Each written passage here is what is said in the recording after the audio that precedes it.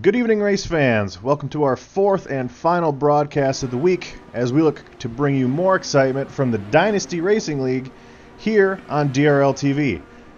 In tonight's broadcast, we will be bringing you live coverage of our up-and-coming Indy series. This will be the fastest and most ridiculous racing that we see all week, as these Indy cars will be sustaining speeds well above 200 miles an hour all the way around this beautiful racetrack. As noted on the screen, today's event is the World 300. We are already halfway through this season, as this is race number 10 of 20. I'm Getty Buckner. Joining me tonight to help me on this 200-lap journey is Mr. David Wellborn. David, how are we doing tonight, sir? Oh, I'm doing great. Happy birthday to myself. And yeah, I'm really going to enjoy this birthday present sitting here watching these cars go around this track. It's going to be a really exciting race, much like we seen last night. These cars are really close together as far as time-wise, and I think we're going to have a very exciting race here tonight, Giddy. No, absolutely. And for those who don't know, last night we were at Texas Motor Speedway. Tonight we return. And for 200 laps, 300 miles here, last night's race, averaged about 30 to 32 seconds a lap on fresh tires. Tonight they're going to be averaging anywhere between 24 and 25 seconds. So that's just, that's the time difference here. And that it's incredible how fast these cars are, how well they handle here. Texas is definitely going to bring out the best in some of these drivers with all the grip that we have here tonight.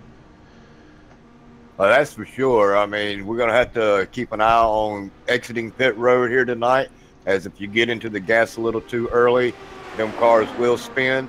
We're going to see a lot of apron wrecks, as if you get all you got to do is barely touch that apron, and you're going to go for a ride. But other than that, I think we're going to see a lot of good, clean racing.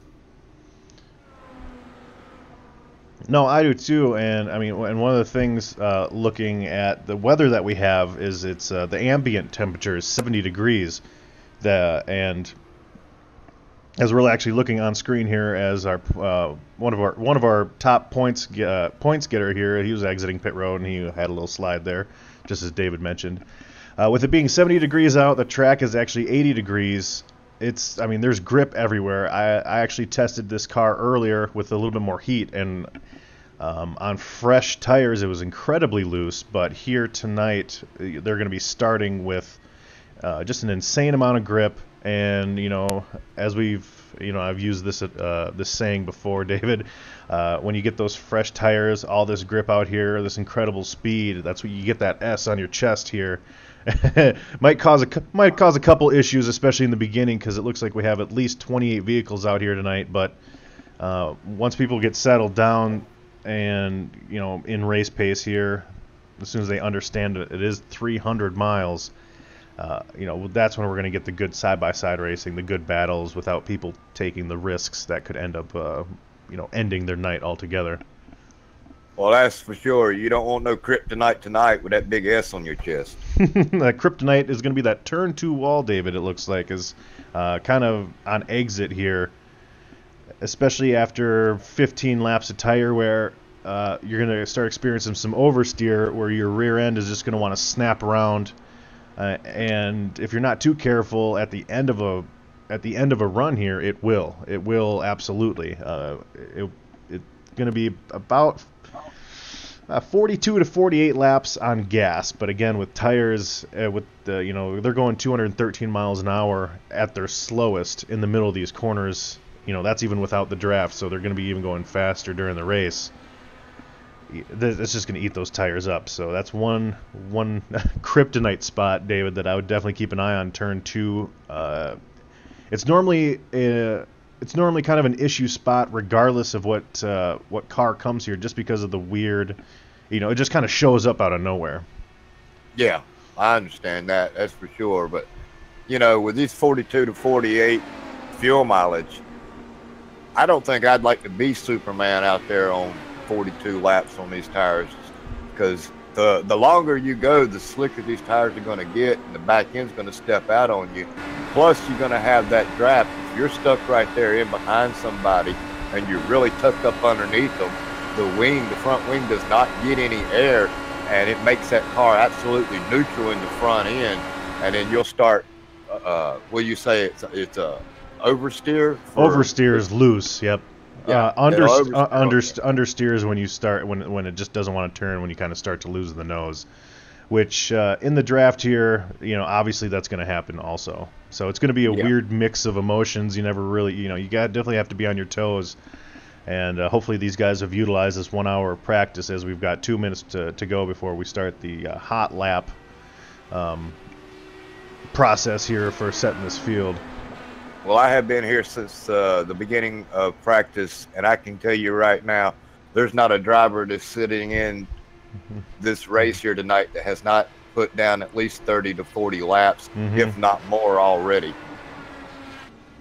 Now, one thing that I do want to do, David, if we can, I would love to try to get Eric Weatherholt in here, because the one thing about Texas here is it is a crown jewel event, which we have 4 throughout this season.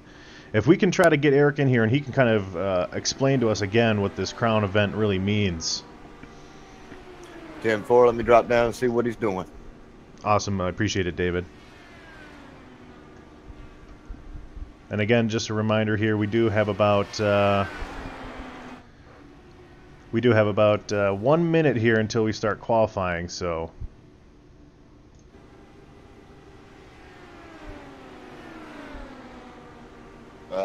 We got Mr. Eric Weatherholtz here in the booth with us. Eric Weatherholtz, my good man, how are you doing today?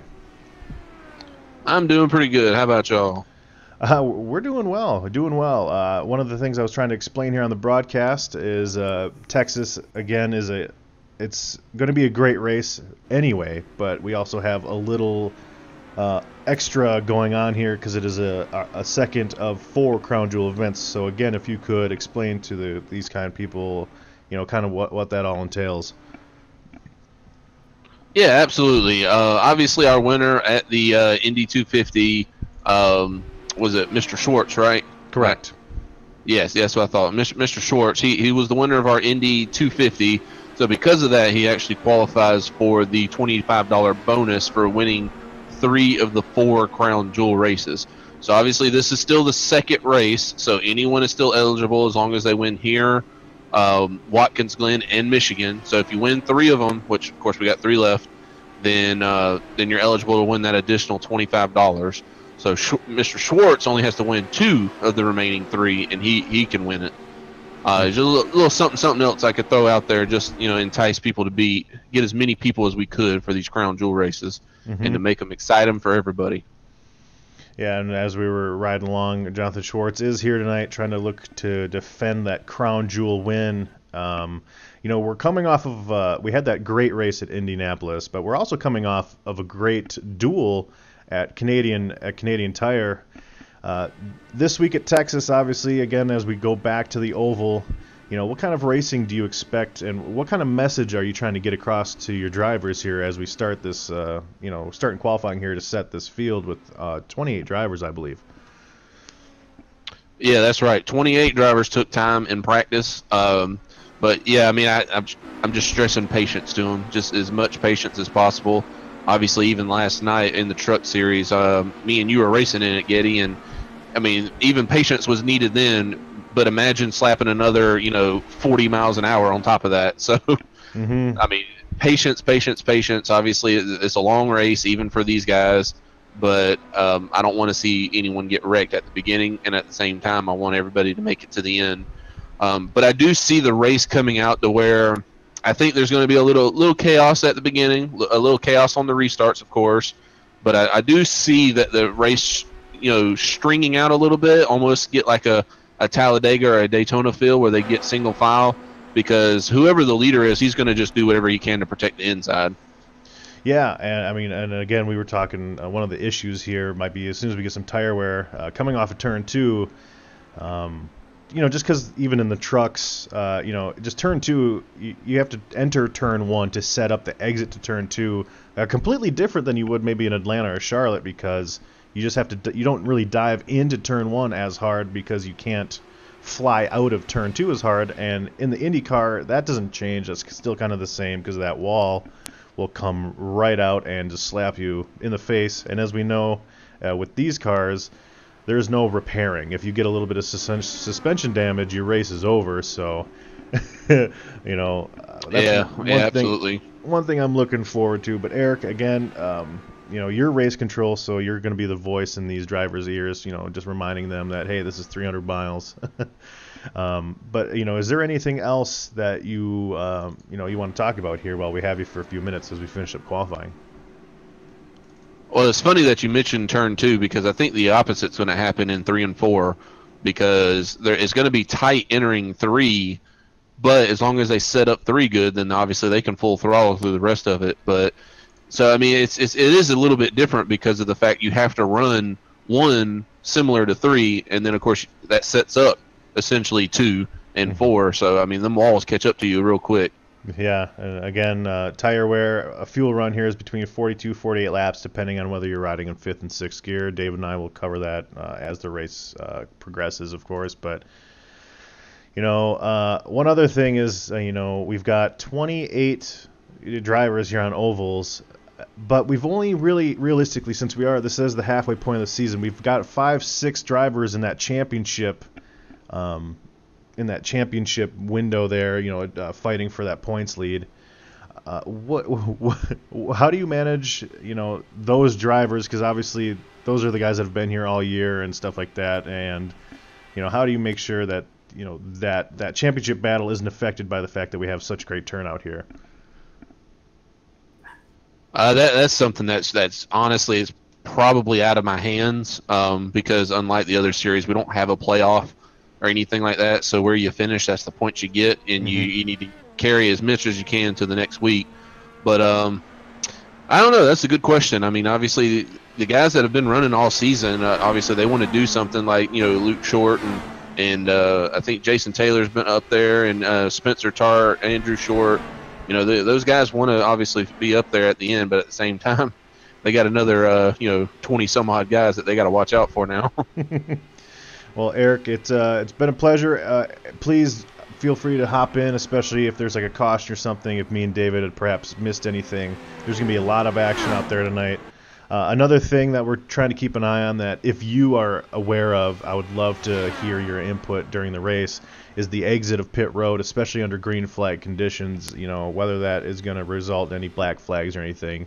Very curious to see how that does as the race unfolds. Absolutely. I will definitely pop in and out, and definitely keep your eye on Mr. Schwartz. Obviously, at the end of the day, I wouldn't mind seeing someone come away with that $25, so I'm watching him all night long. All right, 10-4, man. Well, I appreciate it, Eric, and enjoy the race. Appreciate it, guys, and I appreciate y'all doing this, and I'll definitely catch y'all later. Awesome. Well, Giddy, I can tell you right now, Schwartz is not starting where he wanted to, as I sit there and watched him run his qualifying line. And you'll never believe it, but as he got ready to come down across the dog leg, coming out of going into 3, coming out of 4, his left front tire just caught that apron, and he was drifting it, I should say, all the way through that turn. Oh, uh-oh. He did not get the qualifying run he was looking for. Well, it looks like if I read that correctly, Chris Stouffer, one of our dual winners from last week, actually ended up winning pole here. So if we could go ahead and pull in Chris Stouffer here, as I would like to get an interview before we go green here. 10-4. Thank you, sir.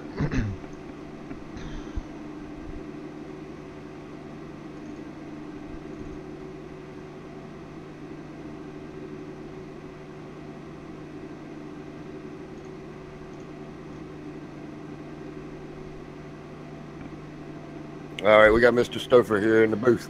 All right, Chris Stouffer, welcome to the booth, sir.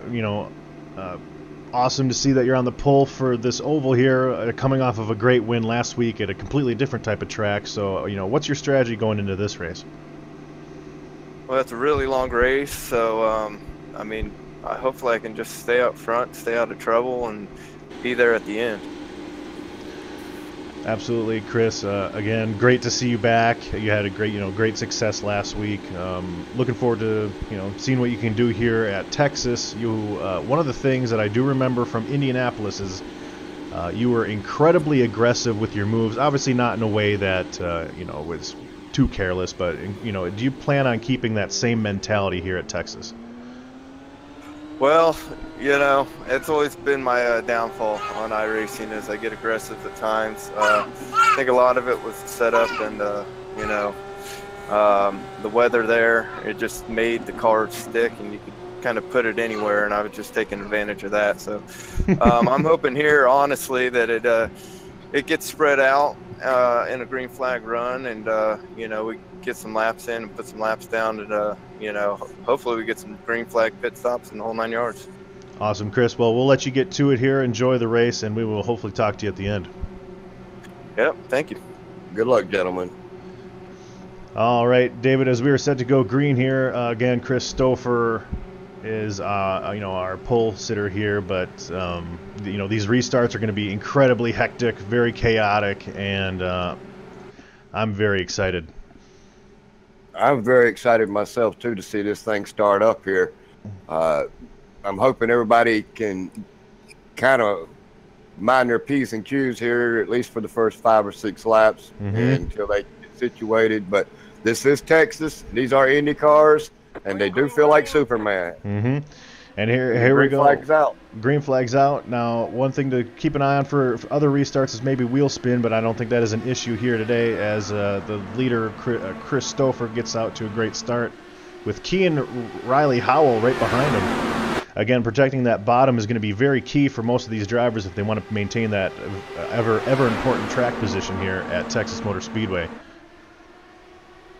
Yes, sir. That is going to be the thing. Who was that? Look like Martin Wenzel. He just cannot get a break no matter where he's at. Oh, man. Yeah, he's already exited. Martin catches the apron, slides right up into a yellow car. I'm going to say that was Taylor. No, wasn't Taylor. Casey Drake. Oh, and that very unfortunate. It looks like somebody got lucky as they were able to kind of net code through Casey Drake there. Again, you feel for Martin Wenzel.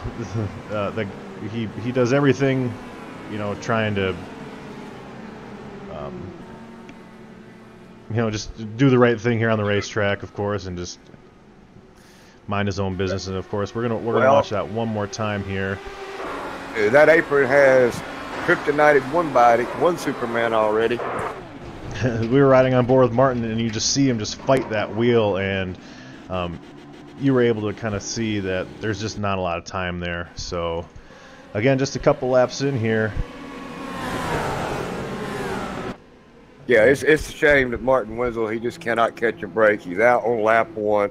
His car was definitely toast. There was no fixing that. He didn't even wait for it to tow back. He just exited out of the game, out of the sim there.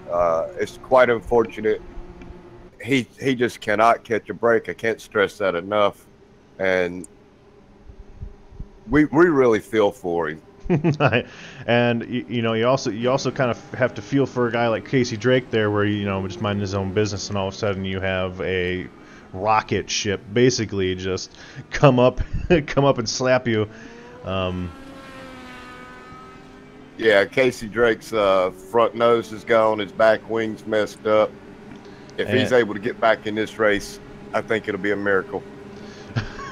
I definitely don't anticipate that happening, because actually, we'll take a quick look at his car here on pit road, and there's no movement. It is not raised in the air as if the pit workers would be working on it. It is sitting there, and that is where it will be for the rest of this race, I'm afraid. As we look again here at Casey Drake.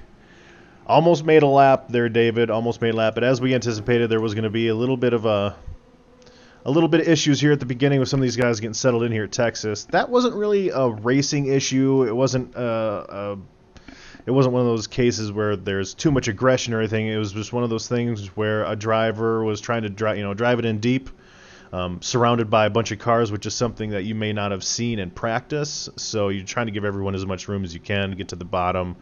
But you mentioned, I believe, at the beginning how if you didn't on the air, certainly, we talked about it off the air before we started the broadcast, that how treacherous this apron's. Yeah. This apron's going to be treacherous for these gentlemen because they're going to want to stay down there on the bottom. I mean, that's where they're going to want to be so they can get that roll coming off of 4 and 2. But in the same sentence, they can't get below that white line. If they do, that car is just going to step out on them. No, and we are set back to go green here. Single file restarts from here on out as we look at these cars just fly on by. Now, our top 5 still remains Chris Stouffer, Kean Howell, Mike Springer, Jeffrey Meyer has joined the top 5, and Andrew Short was able to make enough moves there on that first lap to maintain to get back into that top 5. He is one of the drivers, one of our points guys who's been here each week, but he actually missed last week, so he's got some ground to make up all of a sudden.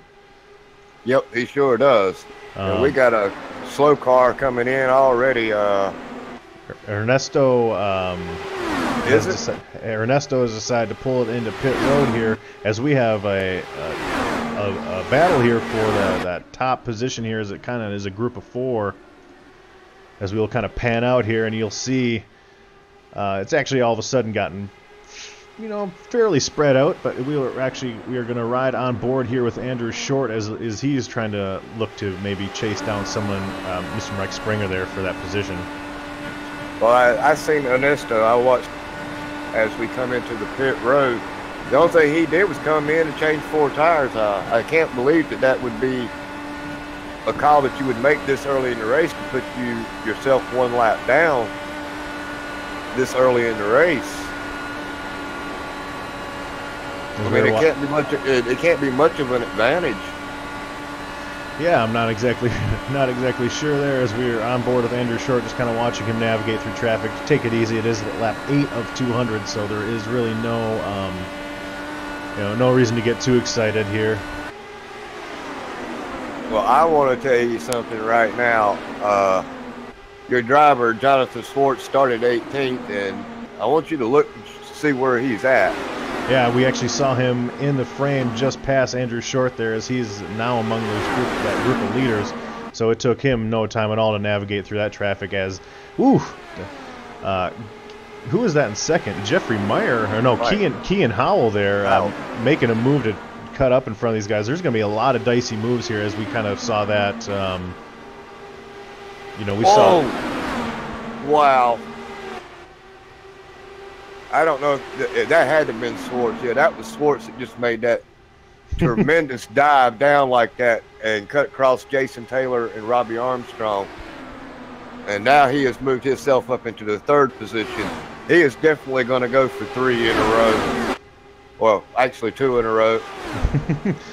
Yeah, just looking at this lead pack again, I mean, this is absolute. It seems like chaos, but it's almost one of those things, as we were just riding on board with Andrew.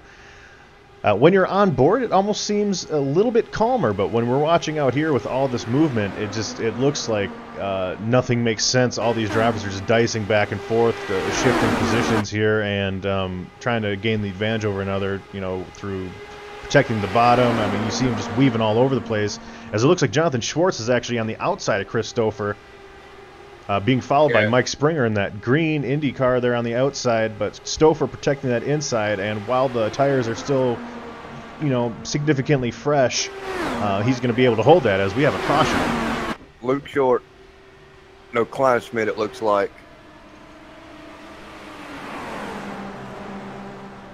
Looking at Kenneth Lehman here, James Pandoff, as we were trying to get back here. It looks like, Kenneth Lehman experiencing significant damage here, as we'll try to go back, and he actually gets turned by Pandolf heading into that turn there, turn 2. We'll look at that one more time here. Oh, he took a hard hit. We're watching him fight on the backstretch. Kenneth is able to get inside position there on Pandolf, and as they're fighting on the exit of turn 4, they're Kenneth Lehman doing a decent job protecting the inside as they head into, and it looks like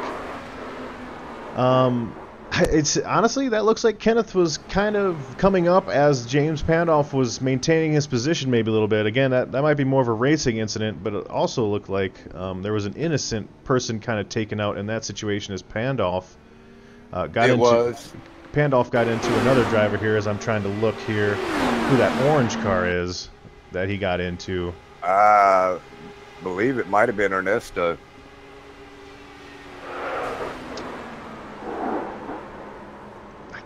I can't tell who that orange car is. Well, the only orange car that I know of is Ernesto Gonzalez. Yeah, there was another one out there, but either way, again, very unfortunate. Nothing, I wouldn't really call that anything over aggressive or anything like that. But as we have seen, most everyone has pitted except for Robbie Armstrong. I think these guys are understanding the importance of the tire wear here. And as we are getting ready to go to green here in a lap or two, we are going to take a quick commercial break, you guys. Remember that we are live here on DRL TV. We will see you in just a second.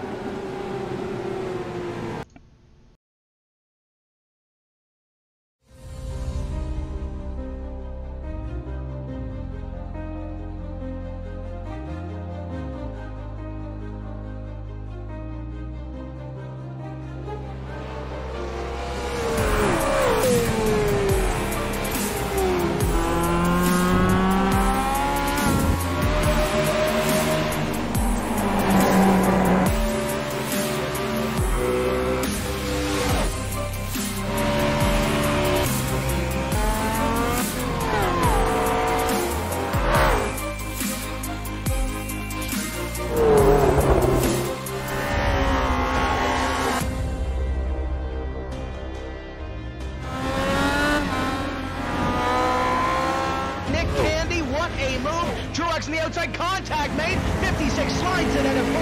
Who's going to be at the stripe? Dead even, give it to Ryan Truex. Truex is your winner over Tandy.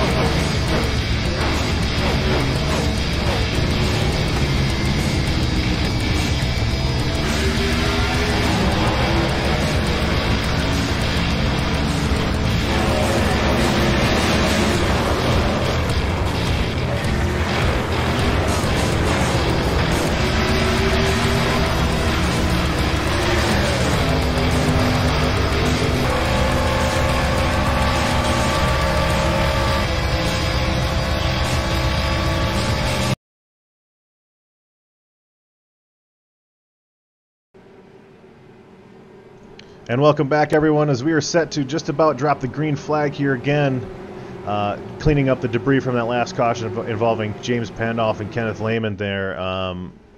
Very unfortunate situation there, but hopefully we can get sorted out here and start getting some of these green flag laps knocked out. As David, we are getting ready to rev it up here, Indy style. I'm looking forward to that. And they're off.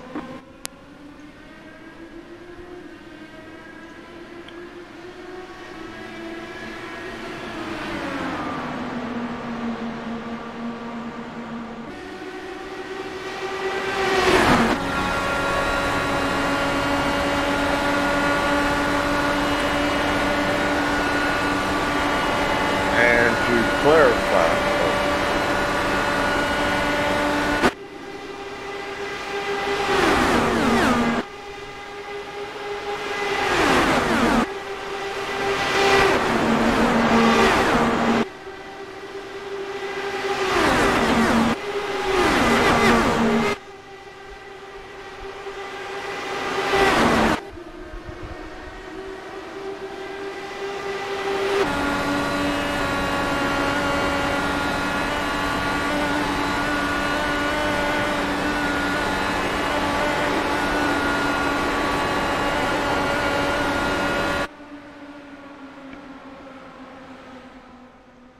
Man, David, that gets me every time watching the absolute breakneck speeds that these drivers carry here in that huge group there in that lead pack, as Chris Stouffer did end up passing Robbie Armstrong there on those older tires.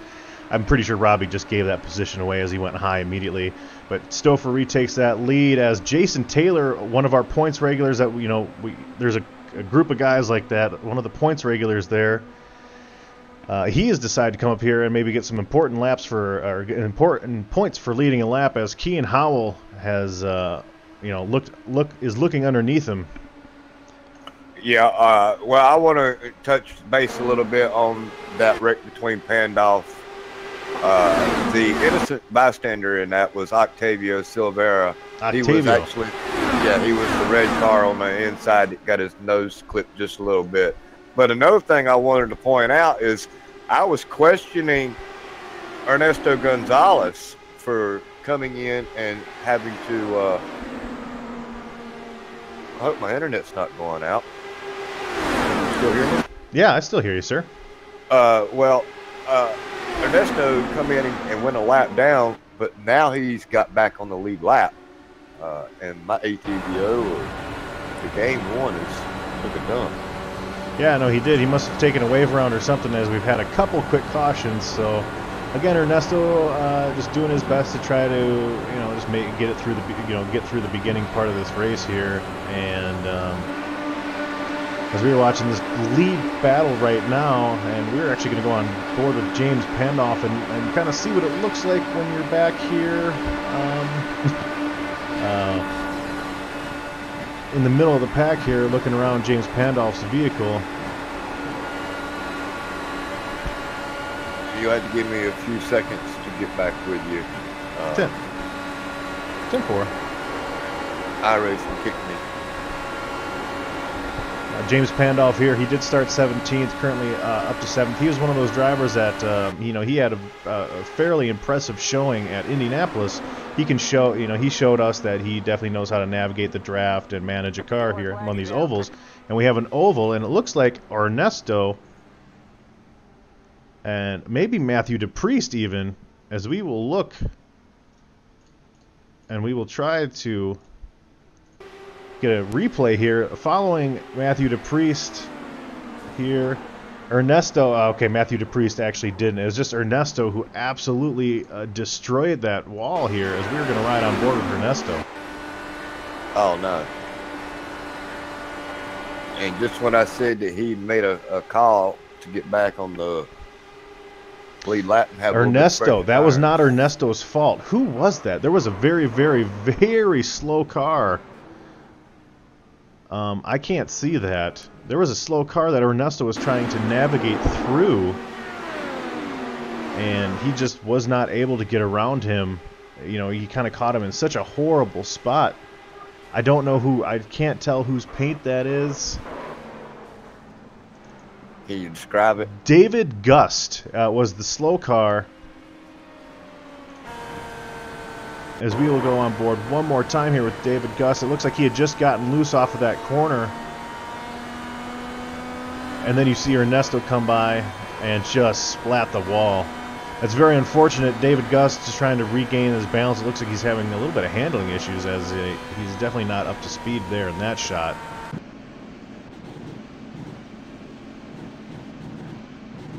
Well, I'm finally back in. I don't know what's going on with iRacing and my system here lately. That's twice today that I've been kicked out of iRacing. Yeah, and yeah, in case something does happen, hopefully it doesn't. But yeah, no, there was.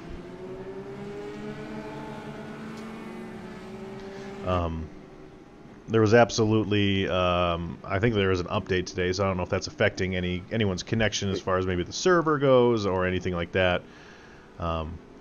But again, we are just sitting here, going to be pacing a lap here. We're just going to, kind of, I don't know, try to guess here, as we've seen that Chris Stouffer has been the guy to beat so far, as he's most likely led the most laps. But other than that, I don't know if there's really a favorite here at these ovals, David. Well, if Jonathan Schwartz can keep his car together, I'm going to be pulling for him tonight. And Octavio Silveira, despite even being touched by James Pandolf, he's moved his way up into 7th, and Pandolf is still in the top 5. Now, wow. Yeah, hopefully he was not, he didn't pit. Pandolf didn't. So if he has any damage, he doesn't know it. I mean, obviously we were able to run a few laps there, so he would have figured it out by now, but...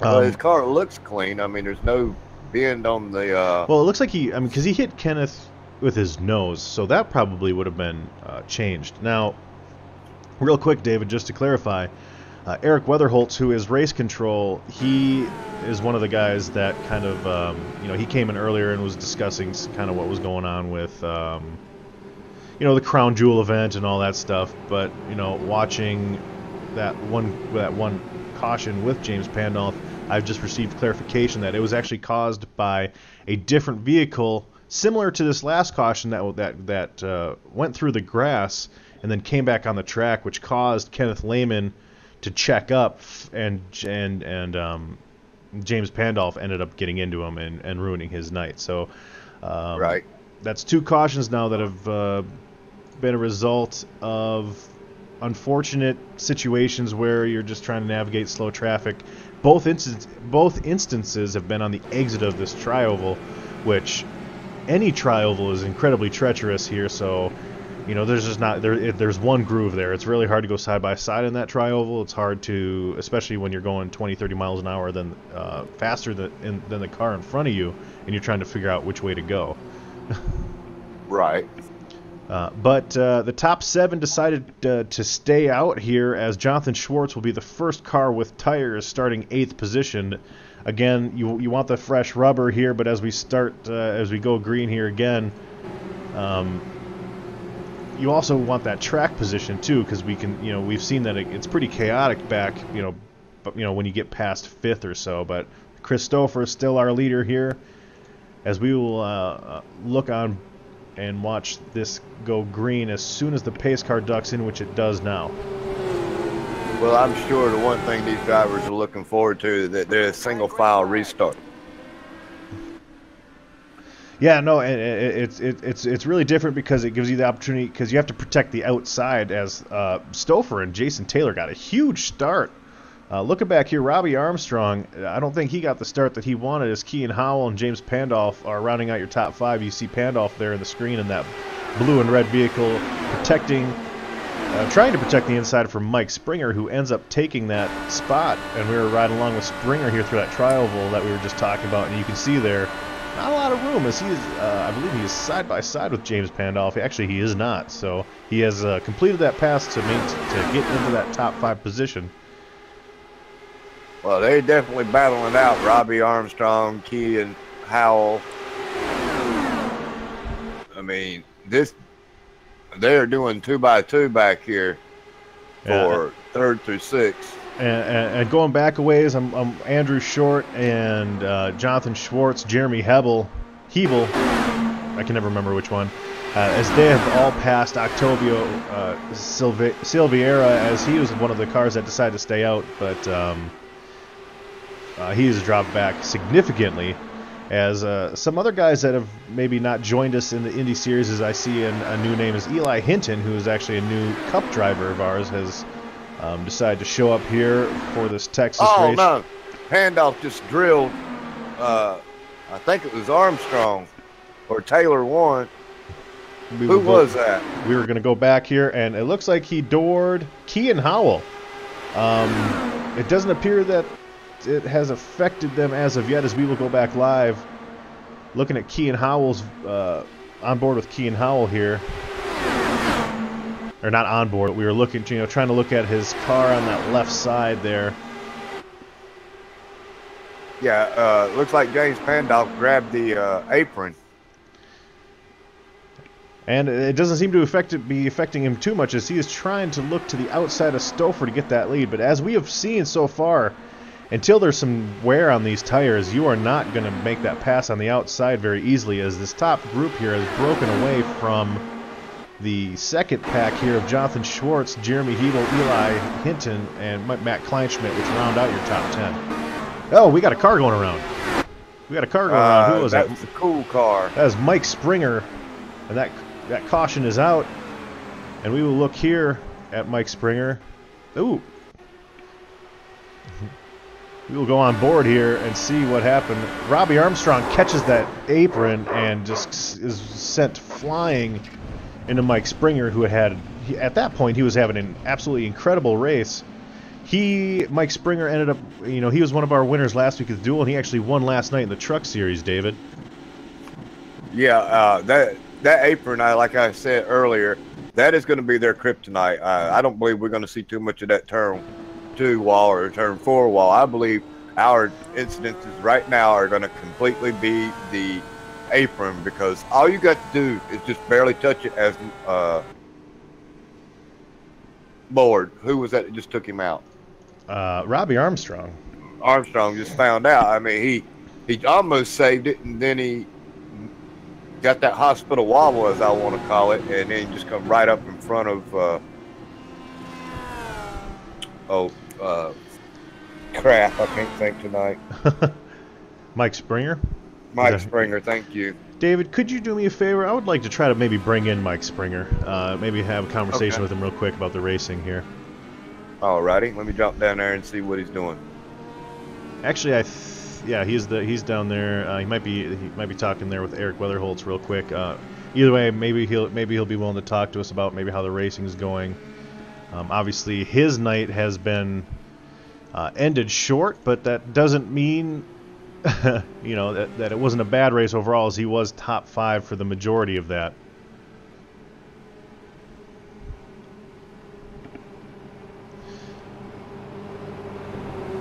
Now looking at what's that? So we got Springer here.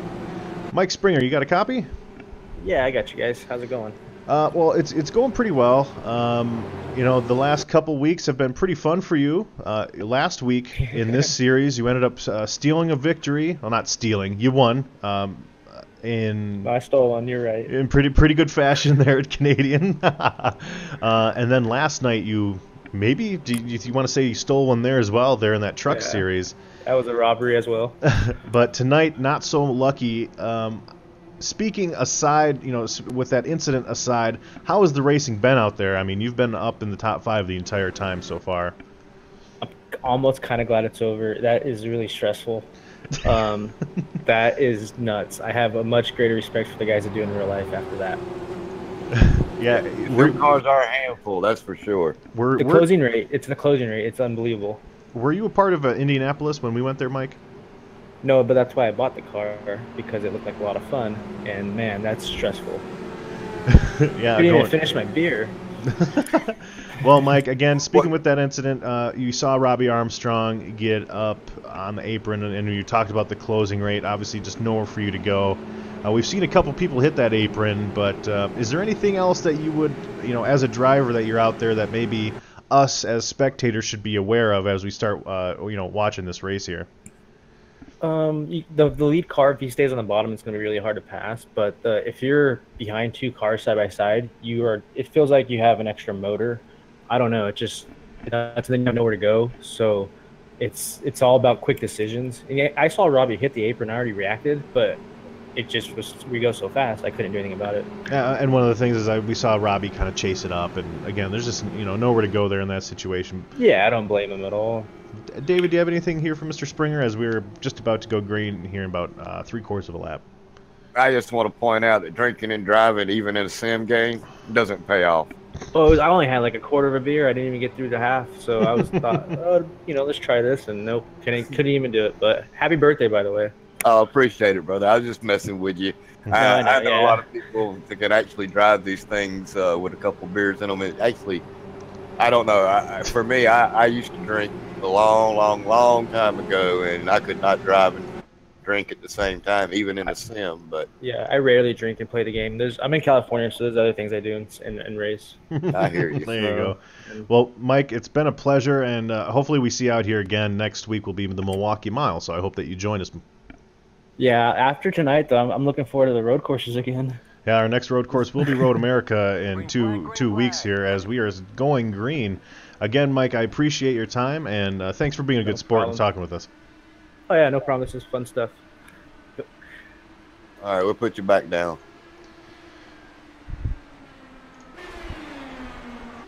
Now, I'll tell you right now, on that restart right there, it looked like Andrew Short checked up just a little bit, and that caused an accordion effect from everybody behind him. Yes, it did. No, I saw he might have tried to anticipate going there, and then he did, and then he had to check up. Looking at this group behind this led by Kean Howell, Jonathan Schwartz, Jeremy Hebel, Eli Hinton, Deacon Allen is a new name here in the Indy Series. These guys are absolutely duking it out as that restart wasn't great, but if anything, it might have been a good thing trying to get these guys spread out a little bit as Andrew Short has taken second. Maybe try to look at the racing now. I'm looking back here at other drivers that I've seen riding along here with Matthew DePriest as we already see him. He's our current points leader that he took over the points lead last week by running those 2 dual races and Brandon Dalton not showing up and Andrew Short not showing up. Brandon Dalton, again, another no-show tonight, so he will lose a little bit more points, but Matthew DePriest taking the very, very easy, cautious approach here as Andrew Short, who is the guy chasing him in second, is currently third in points. Oh, somebody's going backwards. Who's that?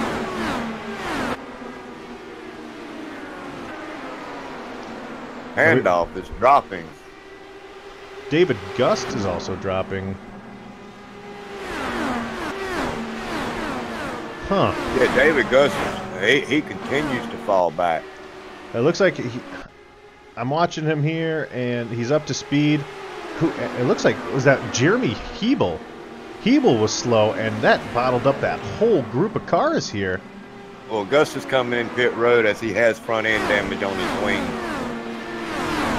And just watching this replay again as we see these guys get stacked up with Hebel he was very loose coming out of that corner, and we're watching Bill Edwards now as Pandolf is barely able to get through Spencer. Bill Edwards making contact with Octavio Silveira, Robbie Armstrong involved in that incident as well. As we do continue to go green here, I do want to backtrack one more time and see what happened to Jeremy Hebel. As he's following here, it looks like Jonathan Schwartz running in maybe 6th or 7th position, and that apron came up and bit Hebel big time. He hit it twice. So as we go back live now, Hebel is actually parked on the track. Now we got... Who was that? Armstrong, it looks like. I'm looking at Hebel again as he's trying to get down pit road. He locks it up and just parks it in the middle of the track.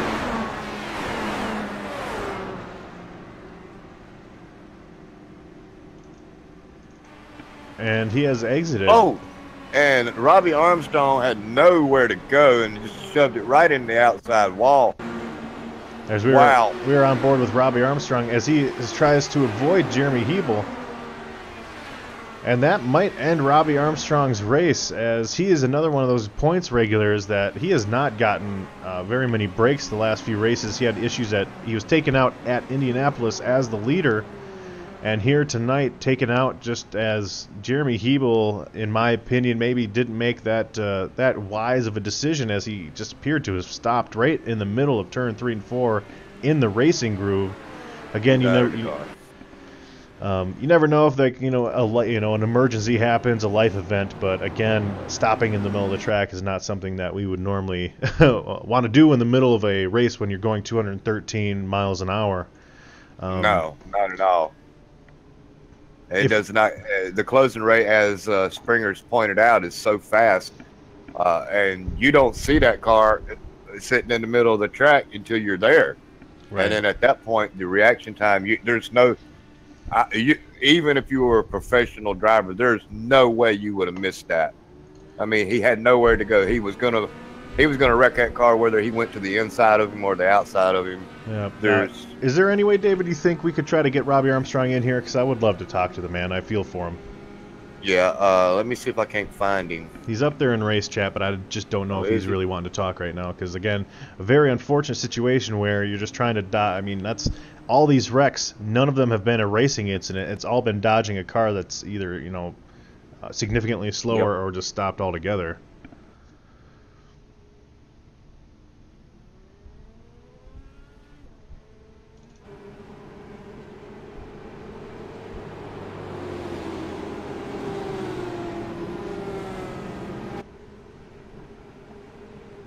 We got Mr. Armstrong in here.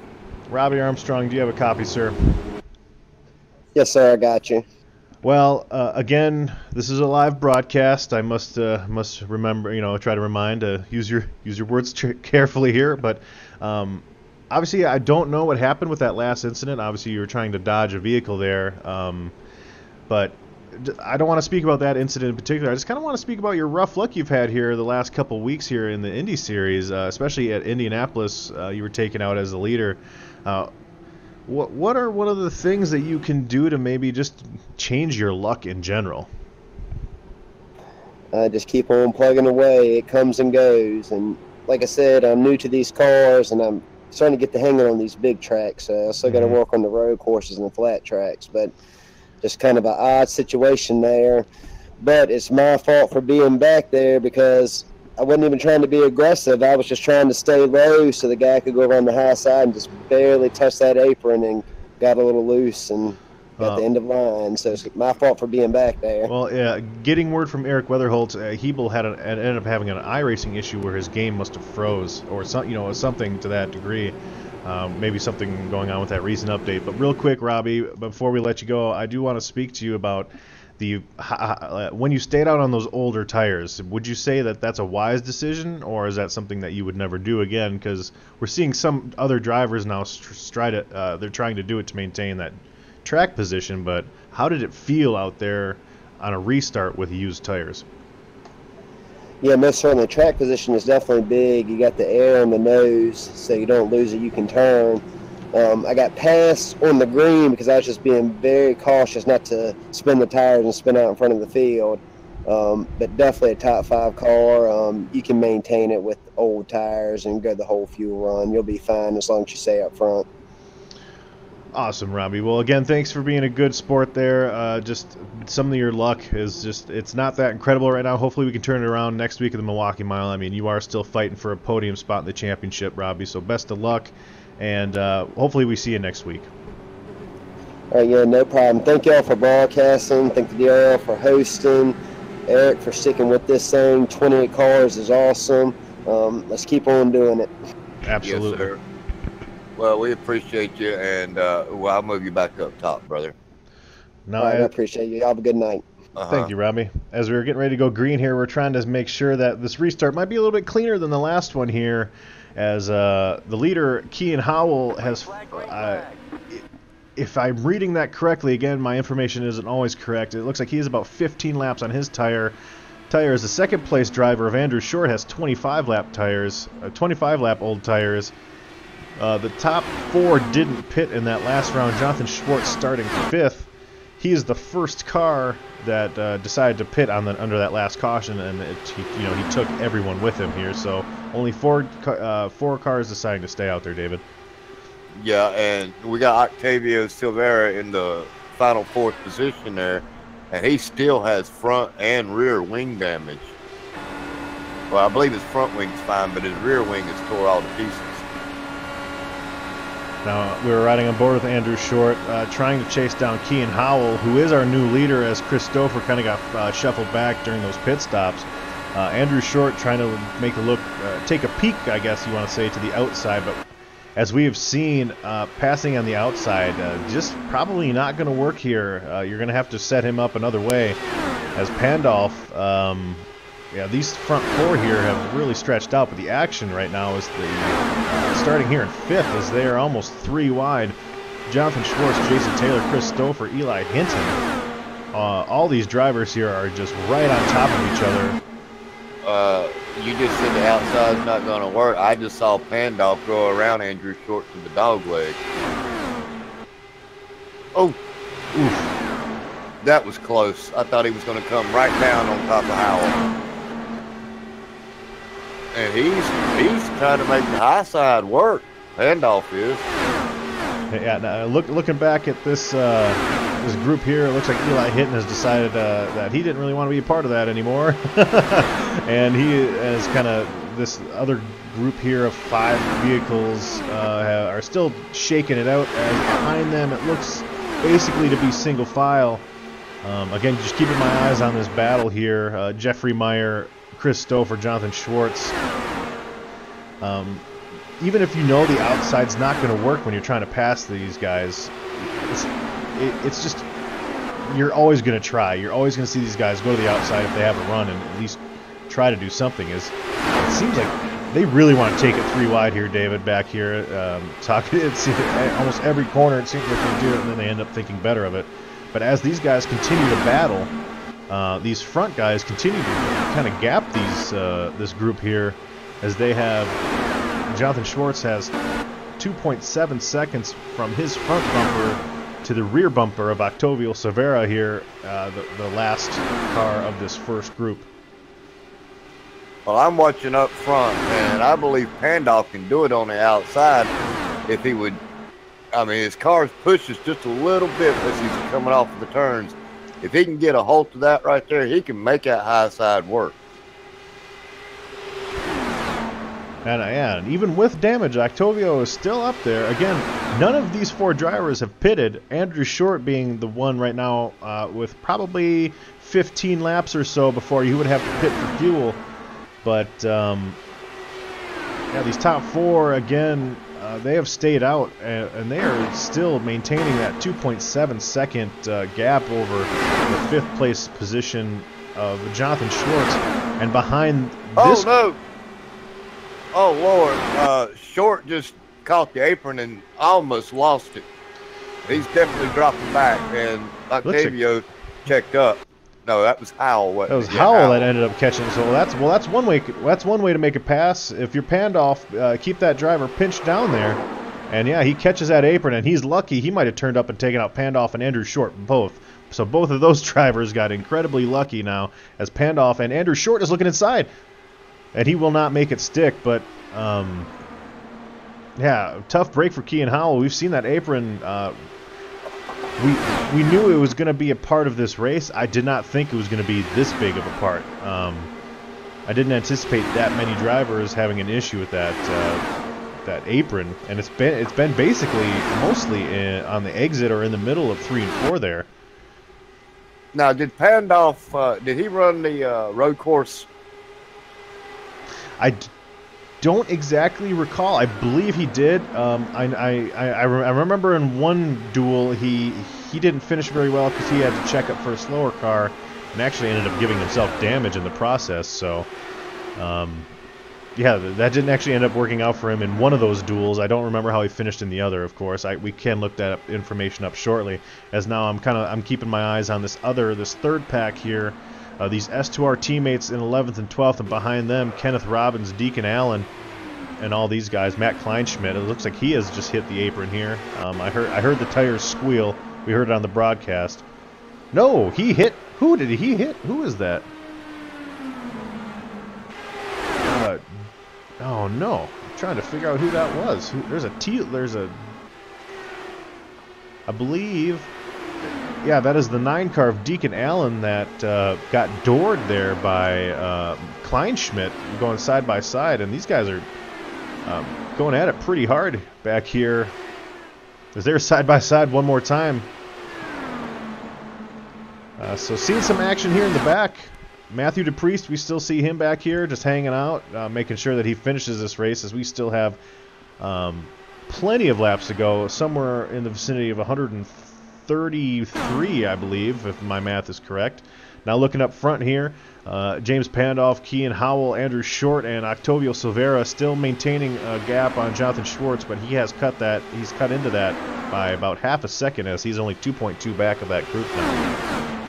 I'm really surprised that Octavio Silveira is able to maintain that 4th position with that damaged wing like that. Yeah, again, you would expect, especially as the tire wear becomes an issue, you would expect him, because anytime you have a damaged race car and you get fresh tires, it kind of alleviates a lot of the issues with, like any handling issues that you would get from damage. But then again, after that freshness wears off, that's all of a sudden that's when your car will start snapping loose and things like that. But for now, he's, even with 30 some laps on his tires, if my stats are correct, he's still able to maintain that good position. He's not pushing it too hard, and it looks like Andrew Short will actually get position here on James Pandolf. Well, I'm looking at my stints right now, and Andrew Short, if I'm reading this right, has 10 older tires than anybody else out there on the field, with 33 for the top three. Yeah, but he has 43 laps. So right. here in the near future, Andrew Short will have to pit, but very important that he was able to get past Pandolf when he did, man. Was able to get those laps led.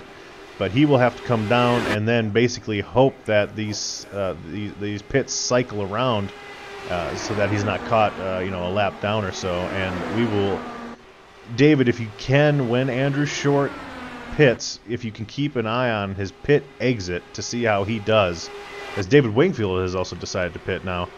As you can see how he exits under green flag conditions under a new pit road rules here for iRacing.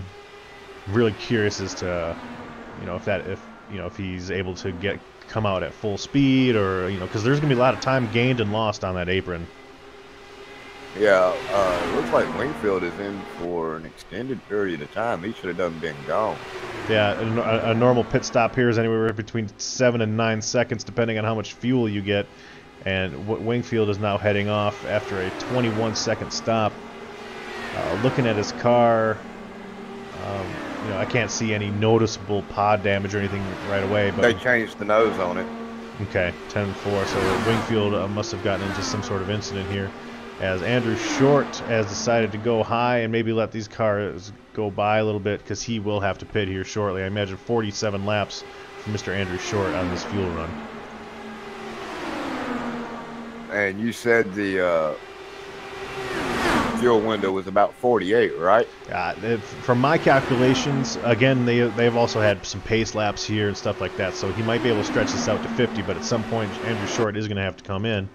And if he, and that's actually not too bad now. He specifically just now put himself in a position where he can pit well, because he still has a huge gap here to Jonathan Schwartz. But Jonathan Schwartz now, you can tell, is coming, as he was 2.7 back about maybe 10 laps ago. Now he is 1.5 seconds back of Andrew Short in that first group. So these guys are coming, and they have the fresher tires, because all these guys, those top four, all of them have much older tires. Well, I'm still following Andrew Short, and I'm surprised he hasn't slowed down to come in. I would expect him, with 50 laps this time by, that he'd be coming in at least in the next 2 or 3 laps. Mm-hmm. Pandolf gets loose. He's in the grass. Oh, no. He just pushed up and grabbed Severa. Wow. And he hits the apron again. Andrew Short checks up to avoid running into him. And again, Andrew Short he's in the same boat as Matthew DePriest, as a guy fighting for championship points. But yeah, we saw Pandolf kind of go up there and give Octavio Silveira a little how do you do right there towards the start-finish line, which puts Silveira right in the thick of things in that second group here.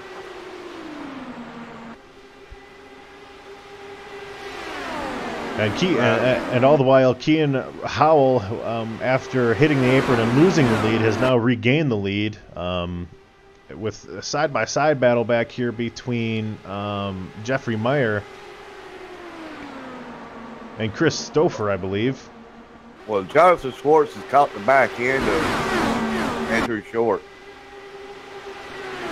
And he's going around him on a high side, it looks like. Yeah, now if I were, being Andrew Short, knowing he has to pit, soon, again, we can't, I estimated that he would have had to pit already, but he's decided to stay out He's going to protect that inside since he probably will be exiting through the pits here. Oh, no! Oh no, that took him and Schwartz out. Oh no, they're completely out of the race. Schwartz is done. Who's that other car? As we're on board now watching this replay here. I don't know if Jonathan Schwartz is actually going to make it or not. Several cars involved in that situation there.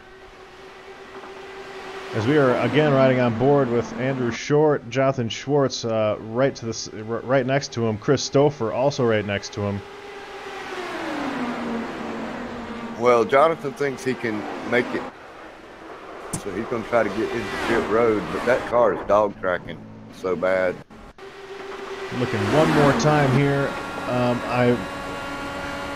It's possible that Mr. Short on those older tires might have slid up maybe half a groove, and Schwartz,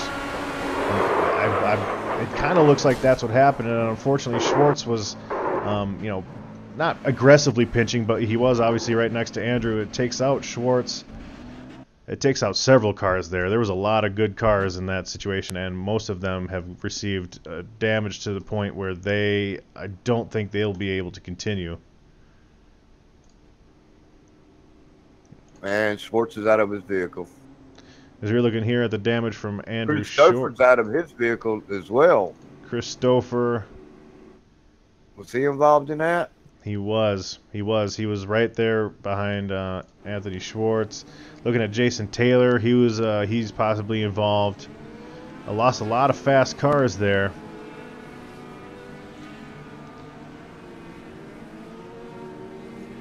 That's really unfortunate. Again, just battling hard, and that's actually our first caution tonight that involves a racing incident.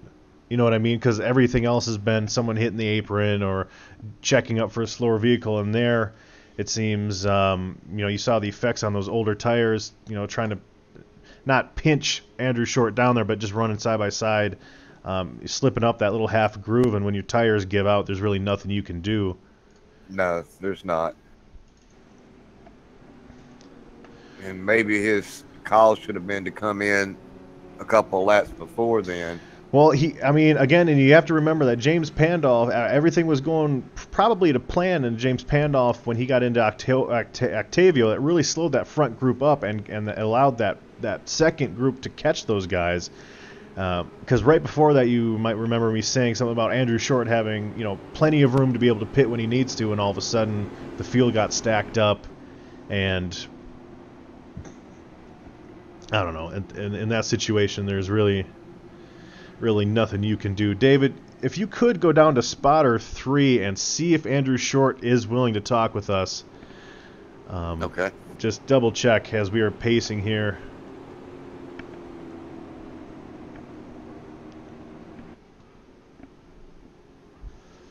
Very unfortunate there. I mean, we lost. There's a lot of drivers there. We still have 14 cars still on the lead lap.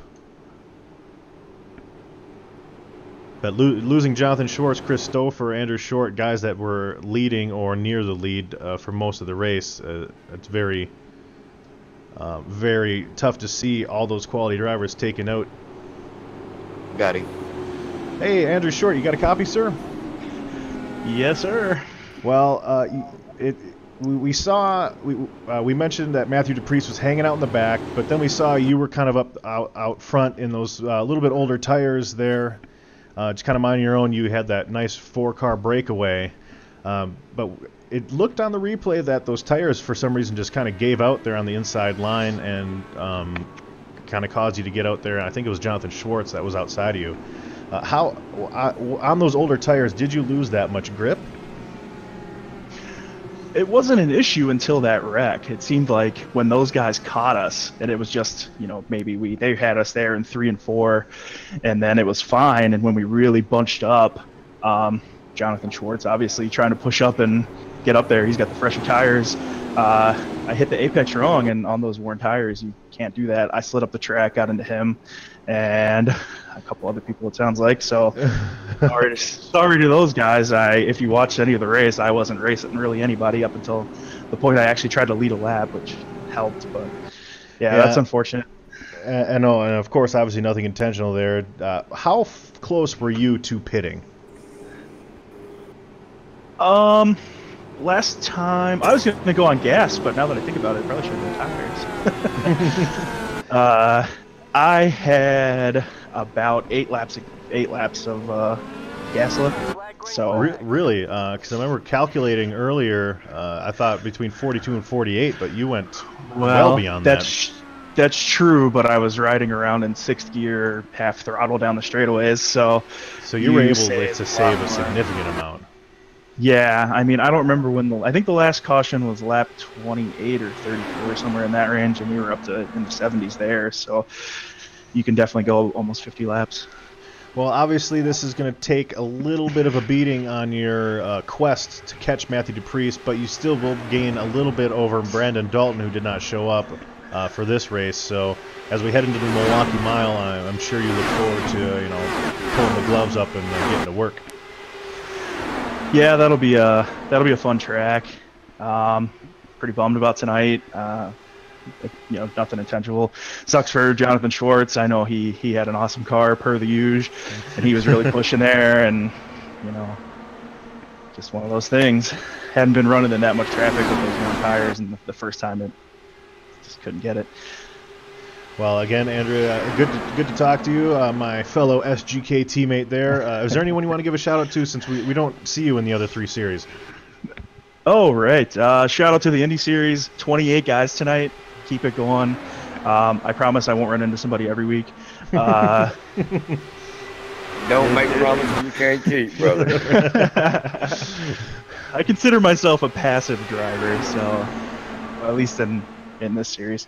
But yeah, shout out to you guys for doing the broadcast. I think you guys are booked like all 4 nights a week now. Yeah, we're pretty busy these days. That's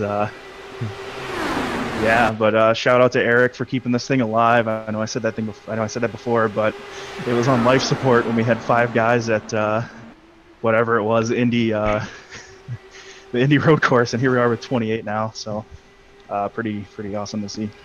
Well, awesome, Andrew. Thanks for setting aside some time and being a good sport about getting caught in that incident. Ooh, we almost had another one with Pandolf there. Yeah, he was getting a little squirrely when he was in front of you. Yeah. Well, have a good rest of the night there. Again, sorry about your luck here tonight, but hopefully we see you at Milwaukee. Yeah, I'll stick around and watch the broadcast. You guys are doing a great job as usual. So have a good night, and good luck to everybody that I didn't take out. Appreciate it, Andrew. All right, have a good one. That was pretty funny right there.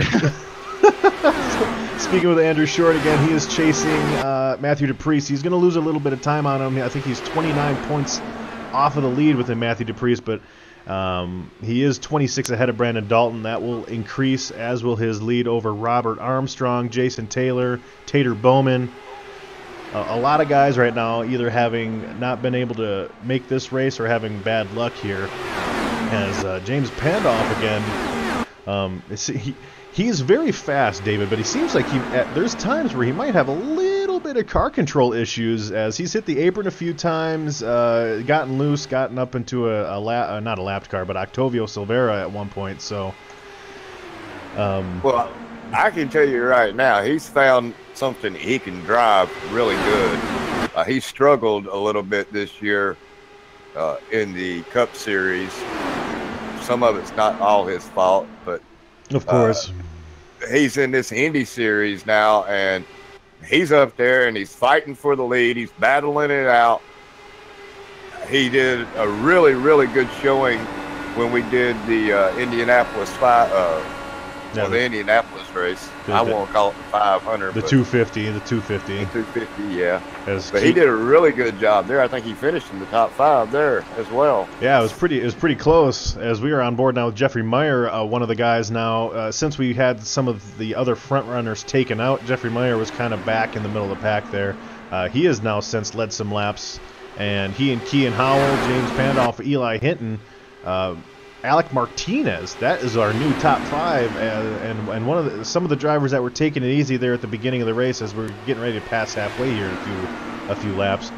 Luke Short, William Edwards, Kleinschmidt, names that you see doing well in some of the other series that we have. They played the smart card here, and they've decided to stay in back for the beginning part of this race. And now that we're halfway through, we've lost a decent amount of cars here to damage. So all of a sudden, there's a lot more room out there now, and it's a little less treacherous. So there's you're going to see guys like that now be more aggressive and work their way towards the front, since there's they're less scared of getting caught up in a wreck such as the one we just saw with Jonathan Schwartz, Chris Stouffer, and Andrew Short. Am I seeing this? No, that's not. Ooh. Okay, we got 16 cars that are still racing, and it looks like 13 of them are still on the lead lap. Yeah, Taylor Butcher Benjamin, one of our broadcasters here for the Truck Series, who joins David's on Wednesday nights, for now, I guess. He is the last car on the lead lap. David Wingfield, Matthew DePriest, both one lap down. But yeah, this battle for the lead here, you can tell, since there's a little bit new blood, you can tell there's different driving styles, as Jeffrey Meyer is notoriously aggressive from basically from the start of a race to the very finish. He is battling 100%. As Andrew Short mentioned, he's a passive driver. Jeffrey Meyer, not so much. And as we have seen, James Pandolf, he's not a passive driver either, as he is doing several moves tonight. That was really aggressive. I have never seen Pandolf drive aggressive before, but he is really showing that he can handle these Indy cars. And again, you come out here to Texas, you just come out here in these ovals, especially, you get that grip and you get that S on your chest, David. All of a sudden, you're starting to do moves that you didn't know you had in you, and it's great to see Pandolf come out here and help support the series. As some people may or may not know, he's actually owner of the Dynasty Racing League. He and Tater Bowman both co-own this. So for him to come out here and support it, and all of a sudden, I think he just realized, maybe by accident, that he actually likes this type of racing here, as he's chasing Jeffrey Meyer for the lead. Well, I still think there's going to be a dark horse up in this mix. Well, we see the top 5 battling it out right now, but since we lost everybody that I was pulling for, Christopher, Schwartz, Spencer, I guess I'm going to have to Andrew Short. So all the drivers that I was really looking forward to seeing when this race is already taken out of this race, I'm going to have to go with the Pandolf. I think Pandolf may actually pull it through, get him a win here tonight. If he can make it so that he kind of maybe gets rid of some of those extra moves that were causing a little bit of damage to his car, or maybe other cars, getting in that predicament where he could have been potentially taken out. There's being aggressive, and then there's being almost reckless. If he can kind of curtail that and make sure that he's up here for the finish, he absolutely has shown that he has the speed and the know-how to come up here and fight for a victory. But you're talking about dark horses. There's guys up here that we don't really even know. We're getting ready to go on board here with a driver here that we've only seen a couple times so far in our league. Not just this series, but our league, and that is Alec Martinez, as he started 20th and is currently running in the 5th position here. And in front of him is his teammate Eli Hinton. So both of those guys enjoying a top 5 so far. Looks like Jeremy Hebel, who wanted to get a wave around to try to get one of those laps back from his iRacing system kind of crashing there.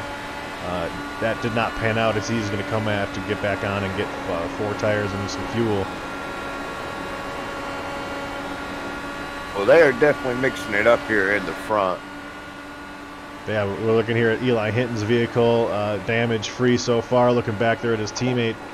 It's just, it's great to see these new guys come up here and try to shake it up. Well, we definitely welcome all the new people into the league, that's for sure. Oh, and Pandolf is really struggling now on the high side. Yeah, I noticed about 2 laps ago he was driving a lot higher than normal line. Did he touch that guy right there? I mean, we're actually riding on board with Eli Hinton from the nose cam, so it was close. It's close. You can tell these guys are trying to get every little ounce that they can out of these cars. As we will now kind of turn our focus here to Jeffrey Meyer and start talking about Andrew Short's ability to save fuel. But whoa, these guys are going crazy. One thing that you will know, Andrew Short was able to ride in 6th gear, and he was able to, who is that? Pandolf is all over the place. Whew, Lord have mercy. We're going to ride on board with Pandolf here and kind of see how he's doing, as he's definitely shaking it up here with these leaders. He was able to save gas by going half throttle in 6th gear. We're talking about Andrew Short. The leader, Jeffrey Meyer, you can't run half throttle as the leader, especially if you're pulling the train. So these guys behind him might be able to save gas, where Jeffrey Meyer is actually at a disadvantage while he's leading right now. Well, I can tell you right now, Pandolf does not like them 29-lap tires. Well, I think that part of the reason with him fighting on the outside and making those moves now is he might have actually put a little bit too much heat in those tires, and he has to cool them down. The hotter these tires get, the faster they wear. So if you're running around here with a tire that's at an optimum, 220 degrees or whatever it is here for Texas, it's going to wear at a nice even rate. But if you're making all those moves aggressively, trying to go on the outside and stuff, you're going to heat those tires up, and they're going to wear. Oof! As he gets under there of Key and Howell, they're going to wear that maybe even twice the rate. So. Pandolf being aggressive, but it might cost him here at some point, especially as this run goes on, as he hits the apron again. And we got the lap car, Hebel, up front. Yeah, and Hebel mixed in this. Hebel doesn't have any damage. He's just, he had that unfortunate situation where his game must have crashed or something, whatever the case was. I'm surprised it went in. He didn't actually make no contact, though. He just stopped in the middle of the track. Yeah, he was stopped. Robbie Armstrong made contact with the wall trying to avoid him. So he didn't get any damage from that. Other cars did, unfortunately. And one thing I'm noticing is Spencer Tart is not in the race. He's been gone for a while, it looks like. And I just... he got took out early. I don't remember him being in an incident. I don't remember calling that. So if anyone who is following Spencer Tart, if you're curious as to what happened to him, I don't know. We don't know. Again, it's hard to follow all the action here. Riding on board here with Kean Howell then, but he's had a very impressive Indy debut here, as he's been in the top 5 the entire time here. But we're going to look back here at some of this other action. Luke Short, William Edwards, Matt Kleinschmidt, Kenneth Robbins, and David Wright rounding out your top 10. This is kind of where the battle is at now, as the leaders up front have kind of gotten spread out. And they are side by side, of course. Luke Short and William Edwards battling, I believe that's Alec Martinez, who seems to be dropping. Alec Martinez is kind of dropping. He's fading pretty quick here. I wonder if he has some damage somewhere. It doesn't appear so. Yeah, we're looking at him. His wing looks clean there. It doesn't really look like he has too much damage. He might have just decided to back off a little bit, but he was just up there with his teammate Eli Hinton, and has since faded back to that second group, and he is now in between William Edwards and Matt Kleinschmidt.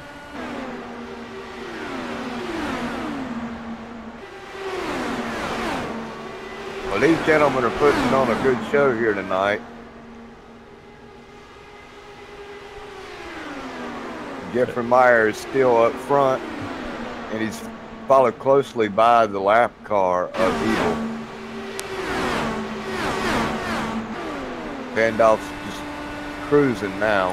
And we're on board with Luke Short here as we're watching his battle with. It looks like he just got past Eli Hinton, so he has decided to kind of make his way up into this first group here. Luke Short, we obviously know the speed's there. He's another driver, almost similar to a Jeffrey Meyer, almost similar to a Chris Stouffer, where his aggression sometimes can be his downfall.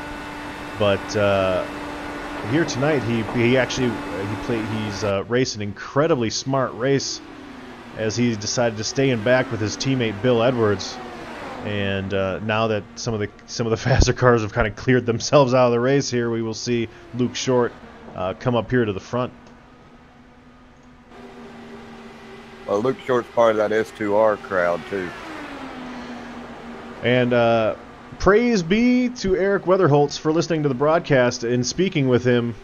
Speaking of the broadcast, he actually let us know that Spencer was taken out during the second yellow, which I don't recall exactly what that was, but cars in front of him must have checked up, much faster than anticipated, and he ended up hitting the wall. So Spencer Tart, just one of those guys that just has the best luck in all of the universe. Unfortunately, out of this race because, again, not because of a racing incident, just because of an unfortunate, I guess just an unfortunate event is what you want to call it. We're going to go on board here with Kean Howell as he is deciding to try to, we have a caution. Oh. Deacon Allen in the middle of the track? He is sitting right there, right in the middle. We're going to go back here and go on board here with Deacon Allen as he's actually taken out there and goes into no way. Did he just... We're going to ride on board. He gets turned by the 13. We were riding on board with Matthew DePriest, our current points leader. And he gets taken out and goes right up into Matthew DePriest, who I don't know how much damage he got out of that. You said the Deacon Allen was taken out by the 13? Yep. That's Kean Allen. No, that can't be right. Oh, if you're looking on his car, that glowing number is actually what place you're in. So he was in 13th spot. So is that David Wingfield? No. Taylor Butcher? It's Taylor Butcher Benjamin. So we're gonna ride on board with Taylor Butcher here. He gets position here on Deacon. Goes down low, and Deacon kind of just cuts his nose, to be honest. So there might have been a miscommunication there between Deacon and his spotter, or something to that effect. But Matthew DePriest, actually, again, we're going to see how much damage he got, but that could be an incredible change of events here, as he again is our points leader. I can't believe Taylor didn't come in. Looks like everybody else came in but Taylor Butcher Benjamin. Yeah, Matthew DePriest has yet to come in as well. Maybe trying to ride it out here. Well, Taylor needs to come in. He's got front wing damage. Yeah, let's take a look here at. Yeah, he does have a little bit of right side damage there. Again, for Matthew, I'm not seeing any damage visible. So he might have gotten a little break from the iRacing gods, as he clearly got annihilated by Deacon. But he might... Yeah, his car looks clean. Yeah, his car looks perfect. So again, that might be a situation where he got a little break from the iRacing gods. He's coming in pits. Yeah, we'll see what happens here. But I can't believe Taylor's going to stay out with 43 laps on his tires. I mean, he might be trying to lead a lap and then coming in and pitting. But yeah, no, this is definitely a situation where I wouldn't expect another quick caution. Because there's not a lot of, we've lost a lot of vehicles so far, as we kind of expected. Matthew DePriest. Well, the biggest break right now is going to be Jeremy Hebel, as he's going to get the wave around, and I don't know if it's going to put him back on the tail end lap or one lap down. I'll have to wait till my timing screen updates. Is there any way you could get Matthew DePriest in here? I know he's driving, so just double check if that's okay. All right.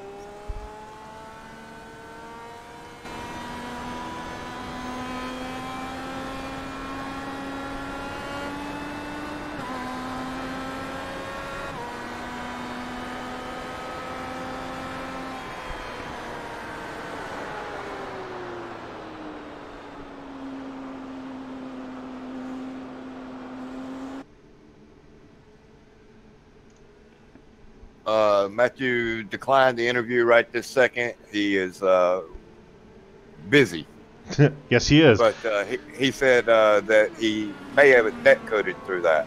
Okay. Taylor Yeah. No. Benjamin did stay out for a lap, and he is now coming down pit road to get his fuel and tires. And obviously, that is why we drop down and talk to these drivers first instead of just pulling them up here against their will. Yeah, one of the reasons I want to talk to Matthew DePriest is obviously just speaking to him and how he feels about the fact that he's riding in back and almost got taken out anyway. Right. I mean, you can't do no more than you put yourself in a perspective of this is a 200-mile or 200-lap race, 300 miles, and you want to be in the back for a while, at least halfway through this race. And he looked to me like he was actually moving up through the field when that happened. Yeah, well, I mean, again, either way, as a points leader, I mean, I know Matthew DePriest has mentioned in interviews that we've had before that ovals are not his thing. He's only in here because of the road course racing. So he tries to survive the ovals while doing well in the road courses. As we are set to go green, Kean Howell gets a decent jump over Eli and Bill Edwards, rounding out our podium positions here. But yeah, no, you never want to be back there trying to keep it super clean, being extremely conservative for most of this race, and then I wonder what. Go ahead. And then just still end up getting caught up in an incident. So. Well, I'm kind of wondering what happened to James Pandolf, as he was in the top 5 and now he's all the way back in 12th position. Well, one thing he might have done is he might have had to maybe get some repairs done to his vehicle, or it simply is. I mean, because everybody pitted at that time as we were riding on board with him. Now he actually does have a little bit of wing damage here. But one of the things is, like, if you slide through your pit stall just a little bit with how close these cars, the fact it's only a 7-second pit stop for most of these guys, he could have very well had to back up his car or something like that, because his pit time is on par with everybody else. It's his,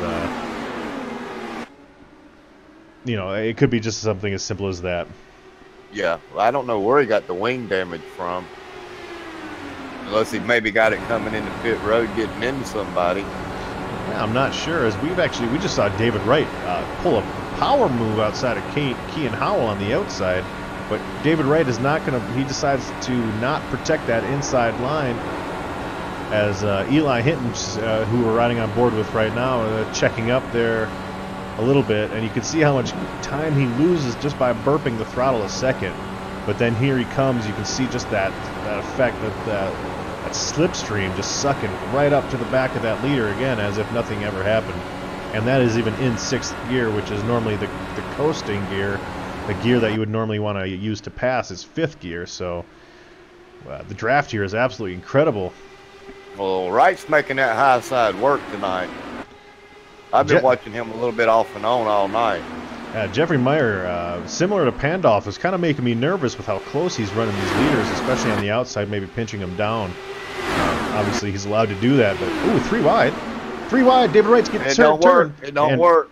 Jeffrey Meyer pays the price for it. Jeffrey Meyer, oh no, we're actually going to, we're going to go back a few seconds there and just kind of go on board here with Jeffrey Meyer.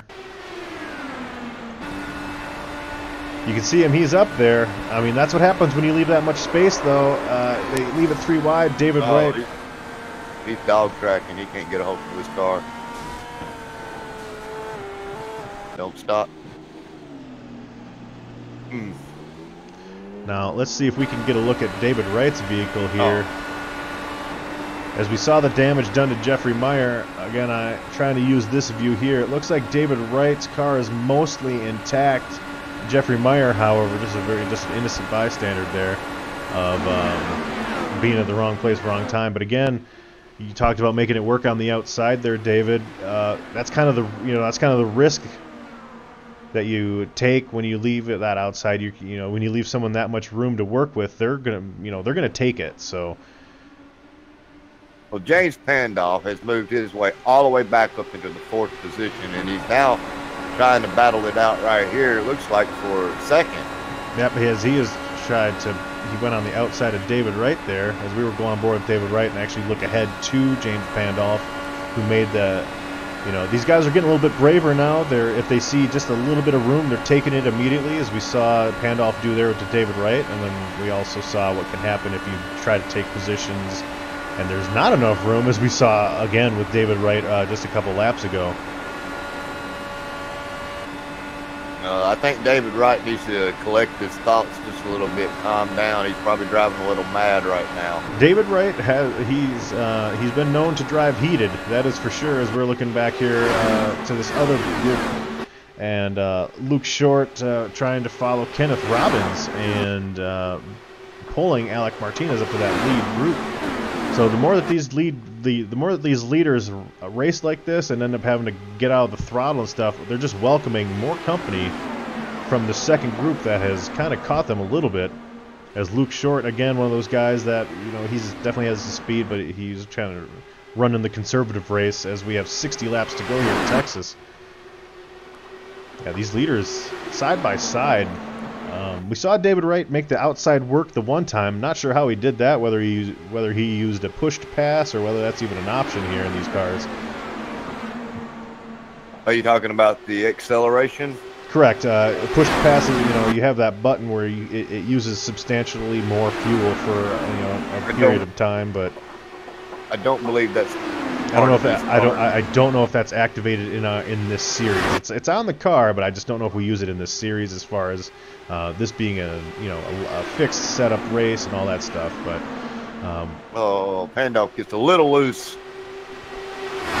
Now these guys have 16 laps, 17 laps on their tires or whatever. You know, the maneuverability should be good for now. But as we saw in a run earlier, Pandolf really experienced some handling issues at oh my goodness, he's letting them all hang out. Yeah, at 28, and that, just because of all the moves that he was trying to do. Looking here, Pandolf on the wheel, just nice and smooth as he exits turn 2 and attempts to slice and dice his way, trying to find some room for that lead. I've been noticing that he picks a totally different line than anybody else as he comes into these turns. He takes a more shallow entrance into the turns.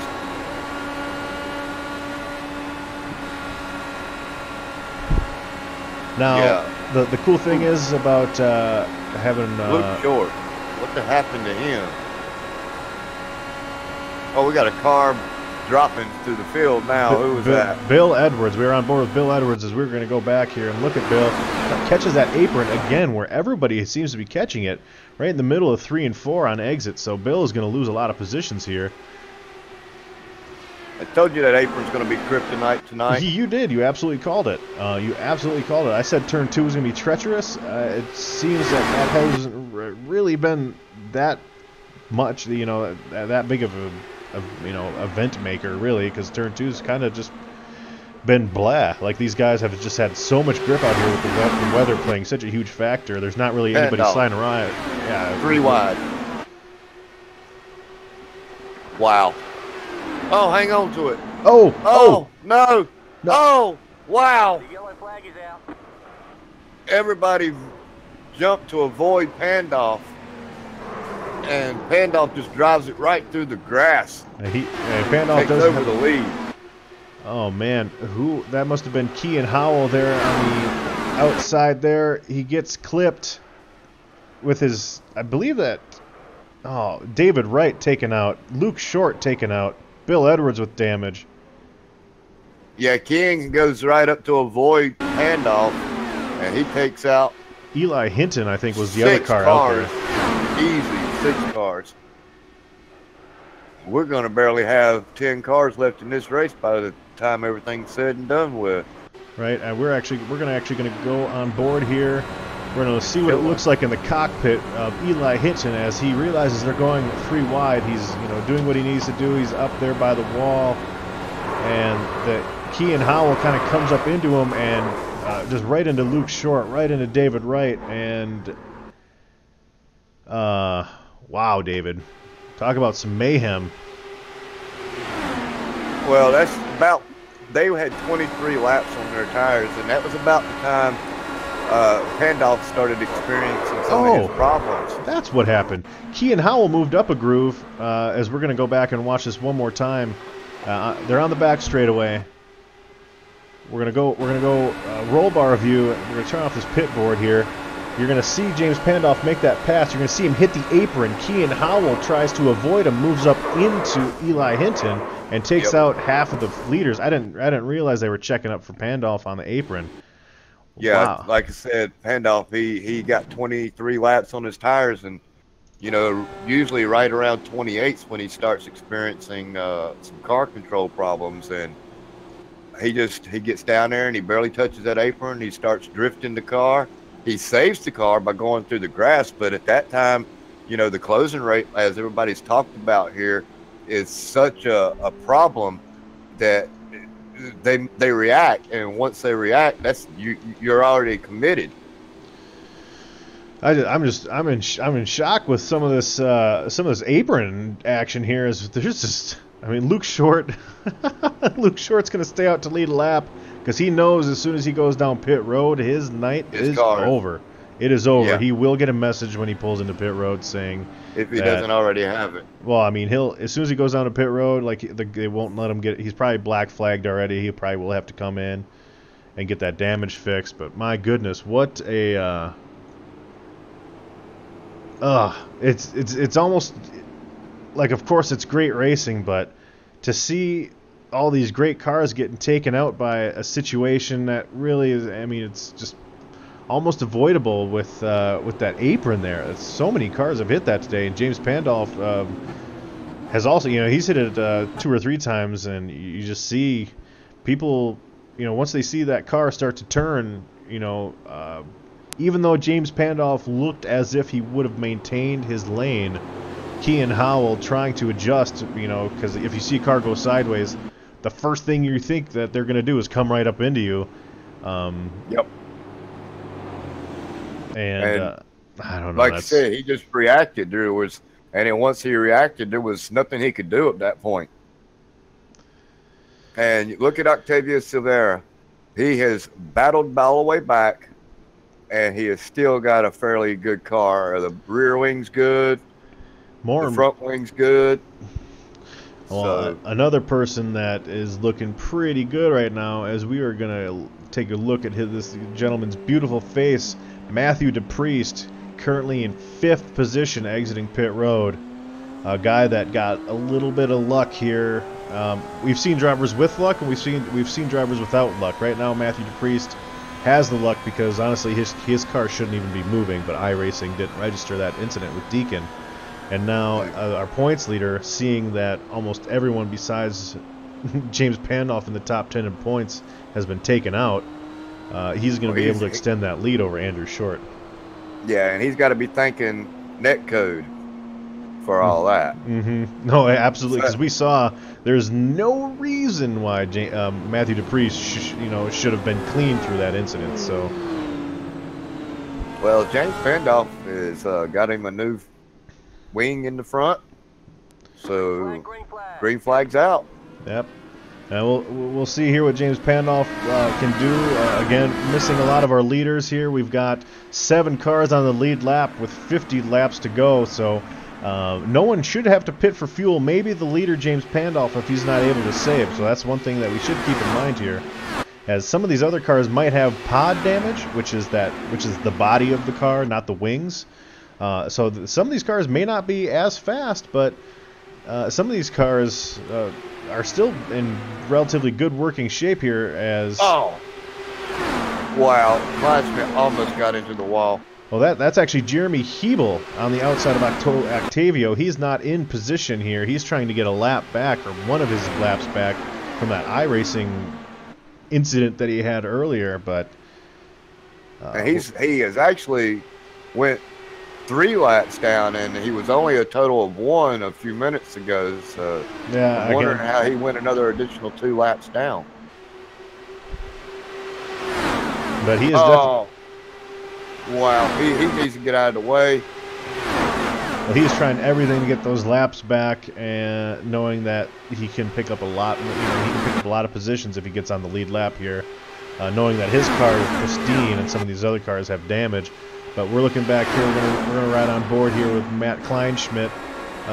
Looking at him, he's currently third. Started 25th, which is going to be kind of the common theme with some of these cars, as a lot of these cars started in the back and now they're up here up front because all the leaders were taken out for various reasons. So with 46 laps to go, James Pandolf being your leader, we're riding on board with second place with Mr. Matthew Kleinschmidt and Octavio Silveira, who after that incident earlier in the race when I couldn't actually identify whose car that was, he's almost considering himself lucky right now that he's in a position to be fighting for podium.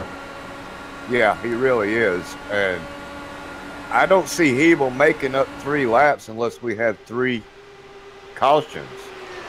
Yeah, well, I mean, he would have to pass James Pandolf now, and then a caution would have to come out. That way he would get waved around, because otherwise there's no lucky dog here in Verizon IndyCar Series. If you're a lap down, the only way you can make it back is by being in front of the leaders after a pit stop. So if you stay out, it's basically the wave around. You stay out, you get your lap back, assuming the leaders pit. So Hebel, yeah, he's getting ready to be a caution as Pandolf pushes up every other lap, and I think Pandolf's back tire is going to catch his nose here in just a minute.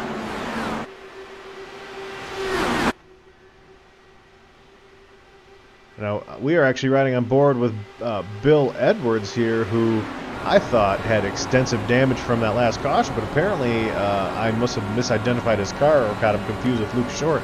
He is currently 4th place right now, and if you remember me saying on Monday, David, when we were broadcasting the Grand National race, William Edwards is one of those drivers that tends to show his, he has absolutely flat-out speed, but he hasn't been able to put the full race together here.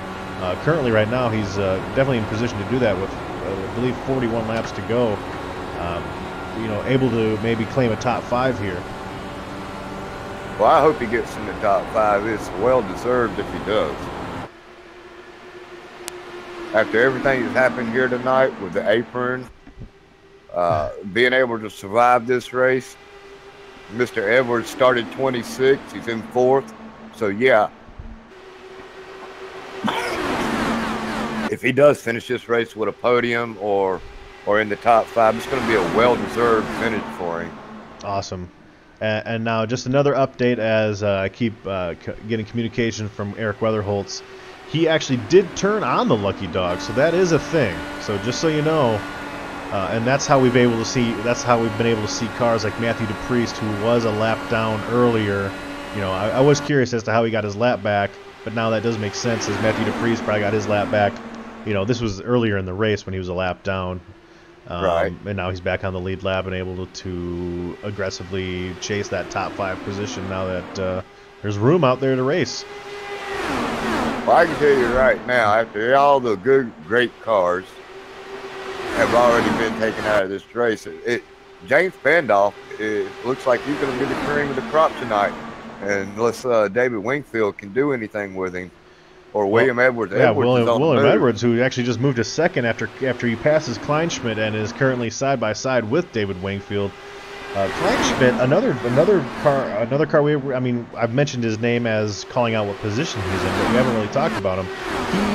He and Jeremy Hebel are 1 and 2 in the points series, or in the points for the Winona Road Truck Series that runs on Wednesday nights, David. So Kleinschmidt knows how to get around these ovals, obviously, but I think he's been a part of a few Indy races this year too, but I just haven't talked about him much.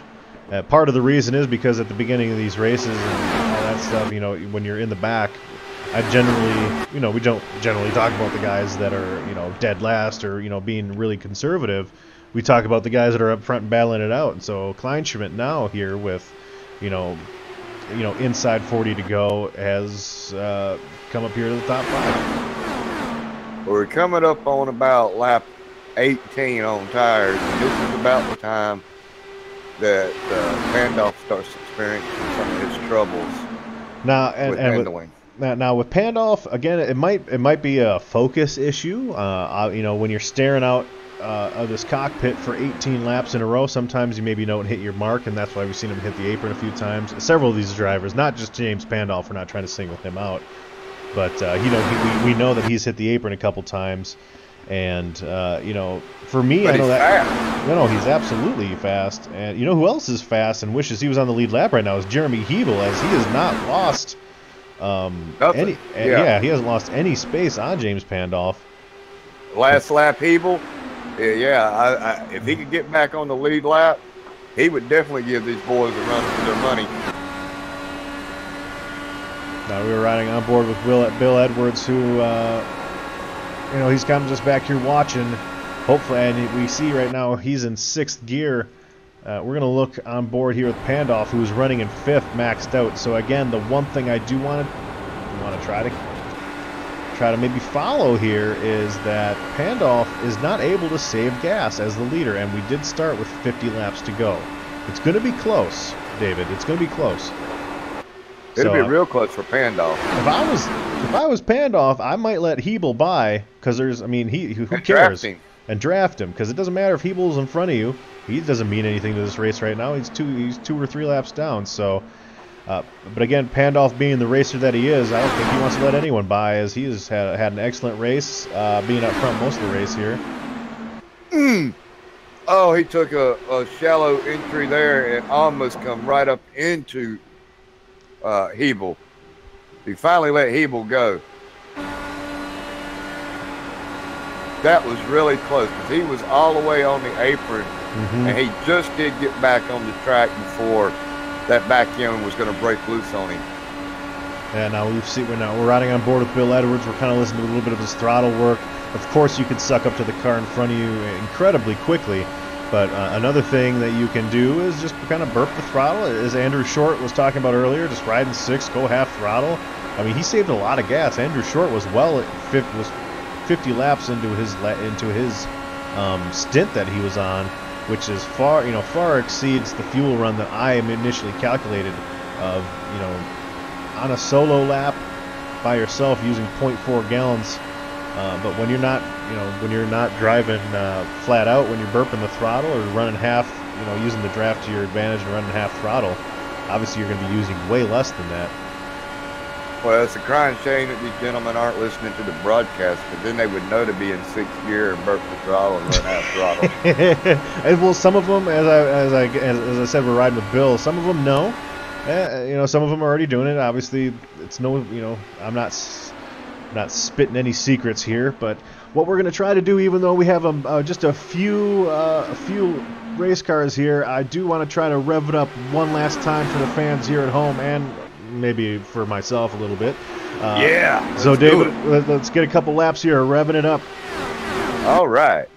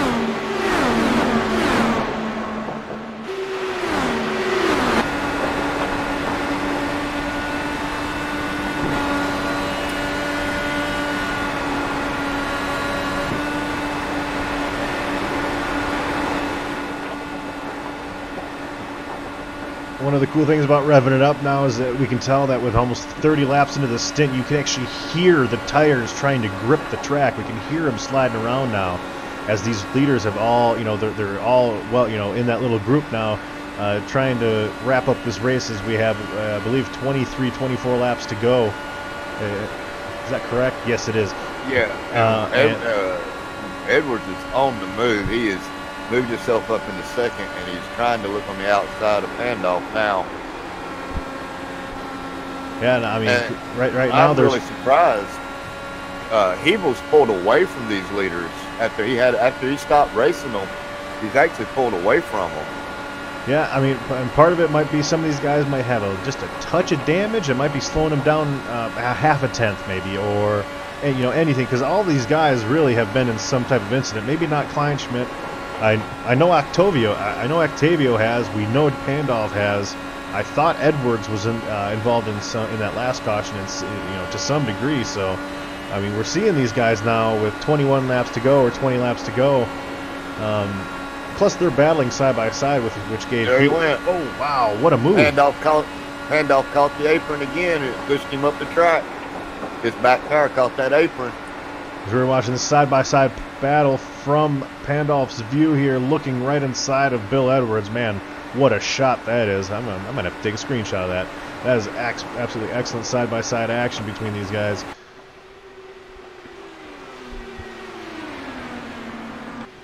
But again, don't rule out David Wingfield again. One of those cars we don't mention all that much, as maybe he was running, maybe just outside the top 10, or just he's one of those quiet drivers. He's obviously not ruffling any feathers or setting any records as far as speed goes. But right now, he's been in the top 5 ever since that restart. He's been probably in that top 3 really since taking that position from Octavio. So I wouldn't count Octavio out either. I mean, he's shown that even with a damaged race car, he can get up there and battle with the best of them. Yeah, no, absolutely. He's now got both wings fixed on it. Yeah, no, absolutely. I mean, right now, any one of those 5 cars, if they can get a run at the right time and make the right move in the closing laps here, any one of those 5 vehicles can absolutely win this race. Because I mean, all of them are skilled drivers. We don't have drivers in this league that don't know what they're doing. All of these. Oh, Pandolf has to pit. Wow, and Silvera barely missed him. I had just jumped in. We're going to go on a replay there. I want to see if I can find, which one is it? This one. I'm going to try to find this view here as Pandolf decides, hey, I'm going to pit now. And Kleinschmidt almost just destroys Pandolf. Again, Pandolf not able to save fuel. Why would you pit this early? He only had 36 laps on his tires. If he knew he wasn't going to make it on gas, I mean, he decided to be... Well, the reason I jumped down to see what Silvera was doing is Silvera has actually been saving gas this whole time. He's actually been in 6th gear this whole time. No, unfortunately, most of these guys, as we were riding with Bill Edwards and stuff, most of these guys have been able to save gas and... because they were using Pandolf. They were using, Pandolf's aggression at, trying to maintain that lead and fighting with Jeremy Hebel instead of, drafting him. Ended up kind of biting him in the butt there, as Pandolf has to pit and hope that, maybe there's a caution again at some point, or maybe that these guys have to pit at some point. But I don't think they'll have to, because they were able to. I know at least Bill Edwards was able to work the throttle, and he was riding around in 6th for a pretty decent amount of time there as I was following. I was following him for a good couple laps on board. So we only have 11 cars still in this race, and that will put James Pandolf 1 lap down, and that really takes a disadvantage there over Hebel. If there is a yellow flag, that is, Pandolf will get back on the lead lap, and then he'll be up there contending for the win here. And I would imagine if there is a yellow flag, Pandolf will not come in, as he's already made his stop.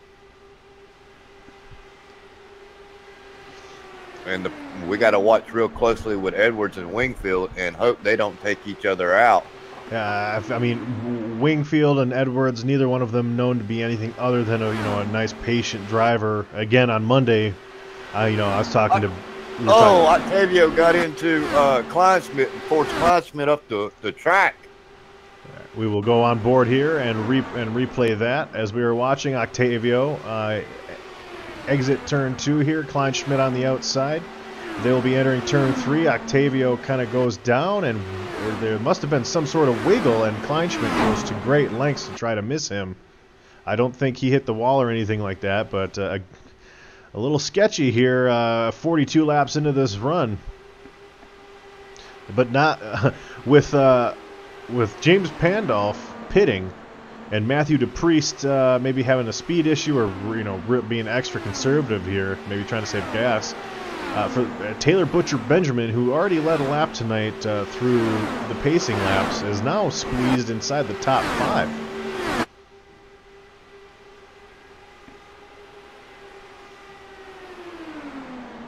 And we are just riding along with Octavio and Matt Kleinschmidt here, seeing if Matt will try again to try to pass him on the outside.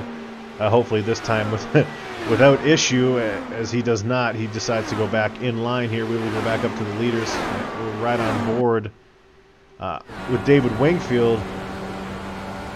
And again, we can still see him. He's riding 6th gear, kind of taking a nice easy apex, entering high in turn 1 to alleviate some of that tire wear.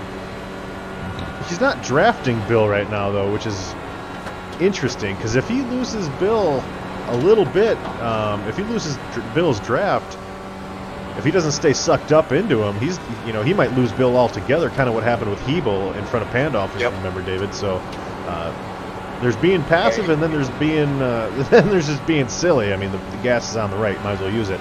As he does. He definitely, if Wingfield wants a shot at this win, he's going to have to start following inside of Edwards' dog tracks to gap that situation on him so that he can get close enough to at least be there with these last 5 laps. I mean, as they come across the line this time by, it should be 5 laps to go. Yeah, and it will be 5 laps to go. And again, if you're David Wingfield, we've seen that passing this leader isn't easy. If you're looking to make a move, you have to do it now. You have to start setting that up now, because this isn't a last lap thing. You're not going to be able to just pass Bill on the backstretch. You have to start setting him up, 5 laps from your attempted pass, because we even saw Hebel, who was apparently a little bit faster than some of these guys. He was outside of James Pandolf for 15 laps, and he wasn't able to get by. So 5 laps to go, 4 laps to go here, David, as David Wingfield has kind of inched a little bit closer here into Bill. Also, Matt Kleinschmidt trying to catch a little bit of slipstream himself and maybe enter into this battle here. As well, I'm noticing that Wingfield swings wide and then cuts in, and Edwards is just putting that thing on the bottom, and he's just driving it hard all the way around the track. If Wingfield wants a shot, he's going to have to stop doing that, and he's going to have to start running the same line that Edwards is running, or he's not going to even have a shot at winning this race. I mean, I understand the concept there, maybe trying to take it a little easy there on those right side tires, but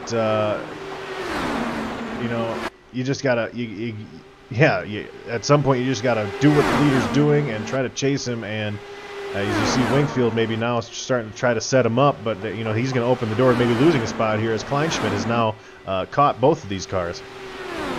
And behind them, Octavio and Taylor, 2-car tandem there. They're going to be battling it out, but we're going to keep our attention here to the lead as we are about to get 1 lap to go here, David. Well, it's been an exciting race tonight. No doubt about that. No, absolutely. And again, it's a shame to lose as many cars as we did, but Bill Edwards, David Wingfield, Matt Kleinschmidt, 1, 2, 3. Bill going to be very aggressive protecting this inside line here. Well, IndyCar is, I've said it before and I'll say it again, it is not a contact sport. This is not like driving the cup cars or the trucks or whatever. Where you can beat and bang on each other. You cannot do that in these Indy cars, and they found it out tonight. We're gonna go on board here, or we're gonna be keeping an eye out. We're replaying here. David Wingfield. Something happened with him on the exit of turn here. I don't know. I believe Kleinschmidt got past him, and Wingfield ends up getting 3rd. And congratulations on Bill Edwards winning this race.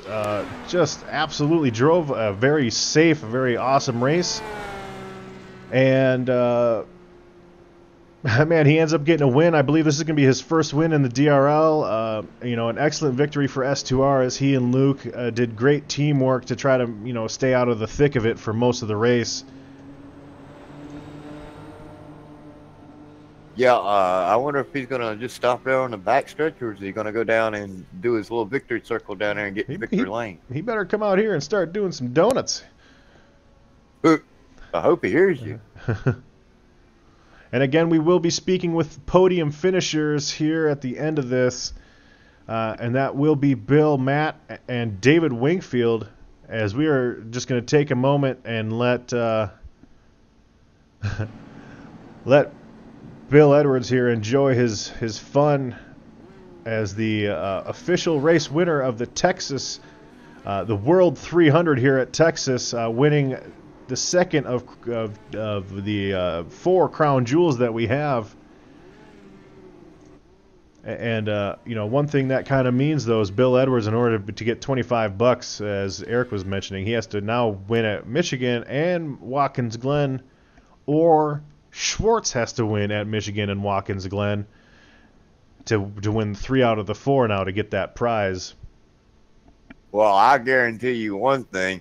It would definitely be a battle between them two in the next race. And you said it's going to be what race?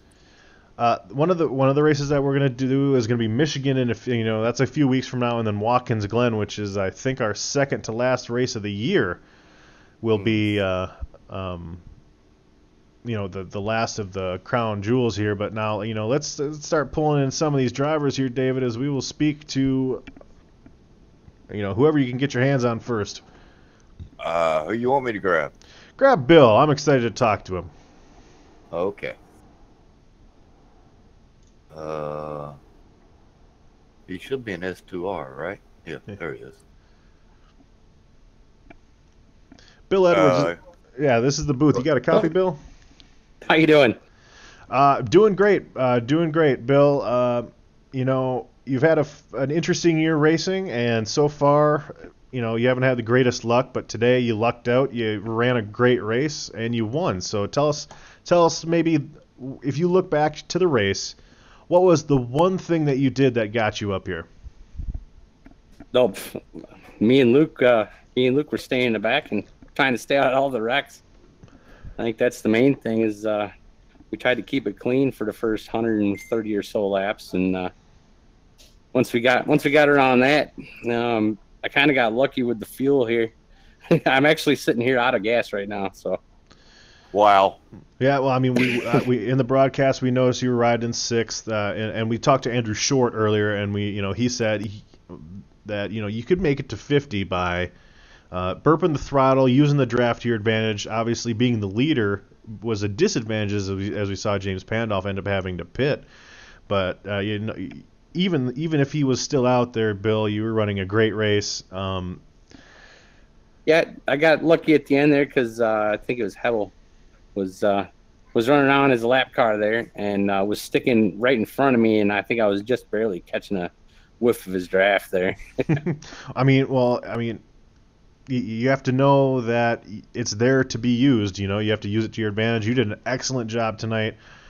Congratulations on I believe this is your first win in the DRL, maybe even your first top 5 here, and to come out here and you win a crown jewel. A fairly prestigious event in this series at Texas, 300 miles, the whole thing here. And it's funny because you're one of the names specifically that were brought up during one of our broadcasts this week as a guy who needed to put the whole race together, and you did. And starting 26th, finished first. Yep, I'll take it. It was a good race, and everybody was, for the most part there towards the end, everybody was keeping it real clean, and it was a nice, good race. David, you got anything here for Mr. Edwards? I just wanted to congratulate him on his victory here tonight and to remind him that him and his family are still in the thoughts and prayers for us. So great victory, William. Well deserved. Thank you, sir. I appreciate it. And I got to give a shout out here as well for you guys to start with for doing the great broadcasts and all the work that you guys do putting into this every week in and week out. Gotta send another one out to my S2R teammates. Me and Luke kind of we were sticking together quite a bit there. We had Brad, our David Gus was in here today. We had a nice little crew going, and these guys keep it interesting, keep it fun to practice with, and everything else. Got to give a shout out to my mom, who I believe is watching. I think I just got a message from her. Mom. Mom. And shout out to my girlfriend and my daughters, and Alicia and Emma. And yeah, it was fun. Appreciate all you guys do too. So I want to give a big shout out to your sister, man. Oh yeah, yep. Yeah, I think she's sleeping by now, but I'll definitely show her this one. All right. No, and real quick, just congratulations on your win here. It was a very exciting race, and again, if you have 5 seconds, just let people know about something, your little side job that you have, Bill. Oh yeah. Yeah.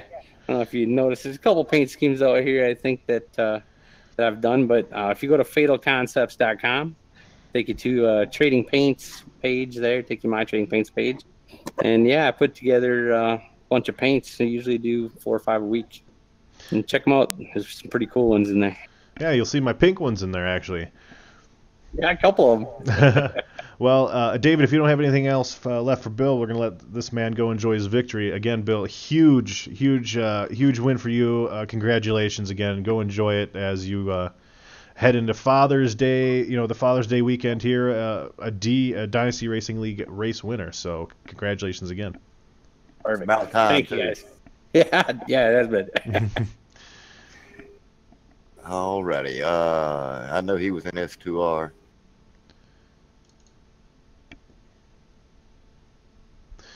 Yeah, if you want to, here I can. We can try to I find. can grab Klein Smith. All right, perfect.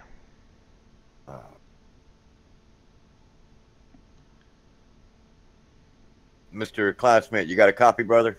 Yes, I do. Well, you were here yesterday in Texas. You had a pretty good race in the truck series. Tonight, it was kind of a little bit different. You weren't battling up front the whole time, but you kept yourself clean, you kept yourself safe, and able to be up front here at the end, which is obviously when it matters the most. And you ended up getting a second place there, passing David Wingfield at the line. So, kind of describe your race. Kind of how it went. Well, I started out back because I figured everybody would pile up in turn one, but they managed to not do that. But I just tried to avoid the wrecks because I knew there would be a few of them, and I managed to have good timing. I hit the apron once and right before the big wreck and kind of slowed down, and then a couple laps later everybody wrecked. So did a good job of avoiding everything. Yeah, there were a few wrecks. I'm sure there was a few close calls for you. I know there was one actually, in those closing laps between you and Octavio, you going way wide to try to avoid. I think he slipped up a little bit there. But, all in all, a great race for you, a top 5 here. Obviously, you're competing for a championship in the truck series. Not in this one so much because I'm sure you missed, a few races or whatever. But going forward, Matt, is this series something that you'll want to continue doing, not just the ovals but the road courses as well?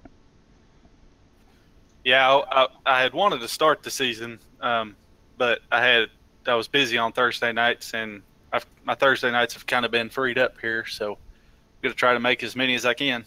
Well, I mean, it's perfect, perfect to have you here, and is there anyone that you want to give a shout out to here while we have you?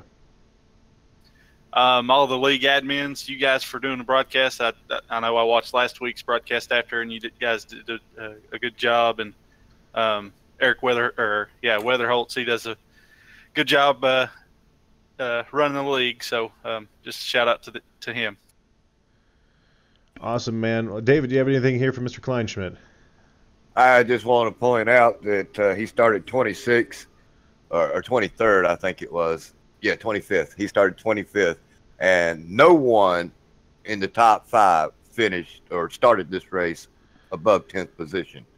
So y'all did a really awesome job. You, Edwards, Wingfield, Benjamin, and DePriest, all of you did a really good job from coming all the way from the back and getting your podium finishes. Yeah, we did a pretty good job of keeping our cars clean. Yes, sir. You sure did. Well, All right. congratulations on your second place finish. All right, thanks. Yeah, hopefully we see you next week at the Milwaukee Mile there, Matt. Yep, I'll try to make it.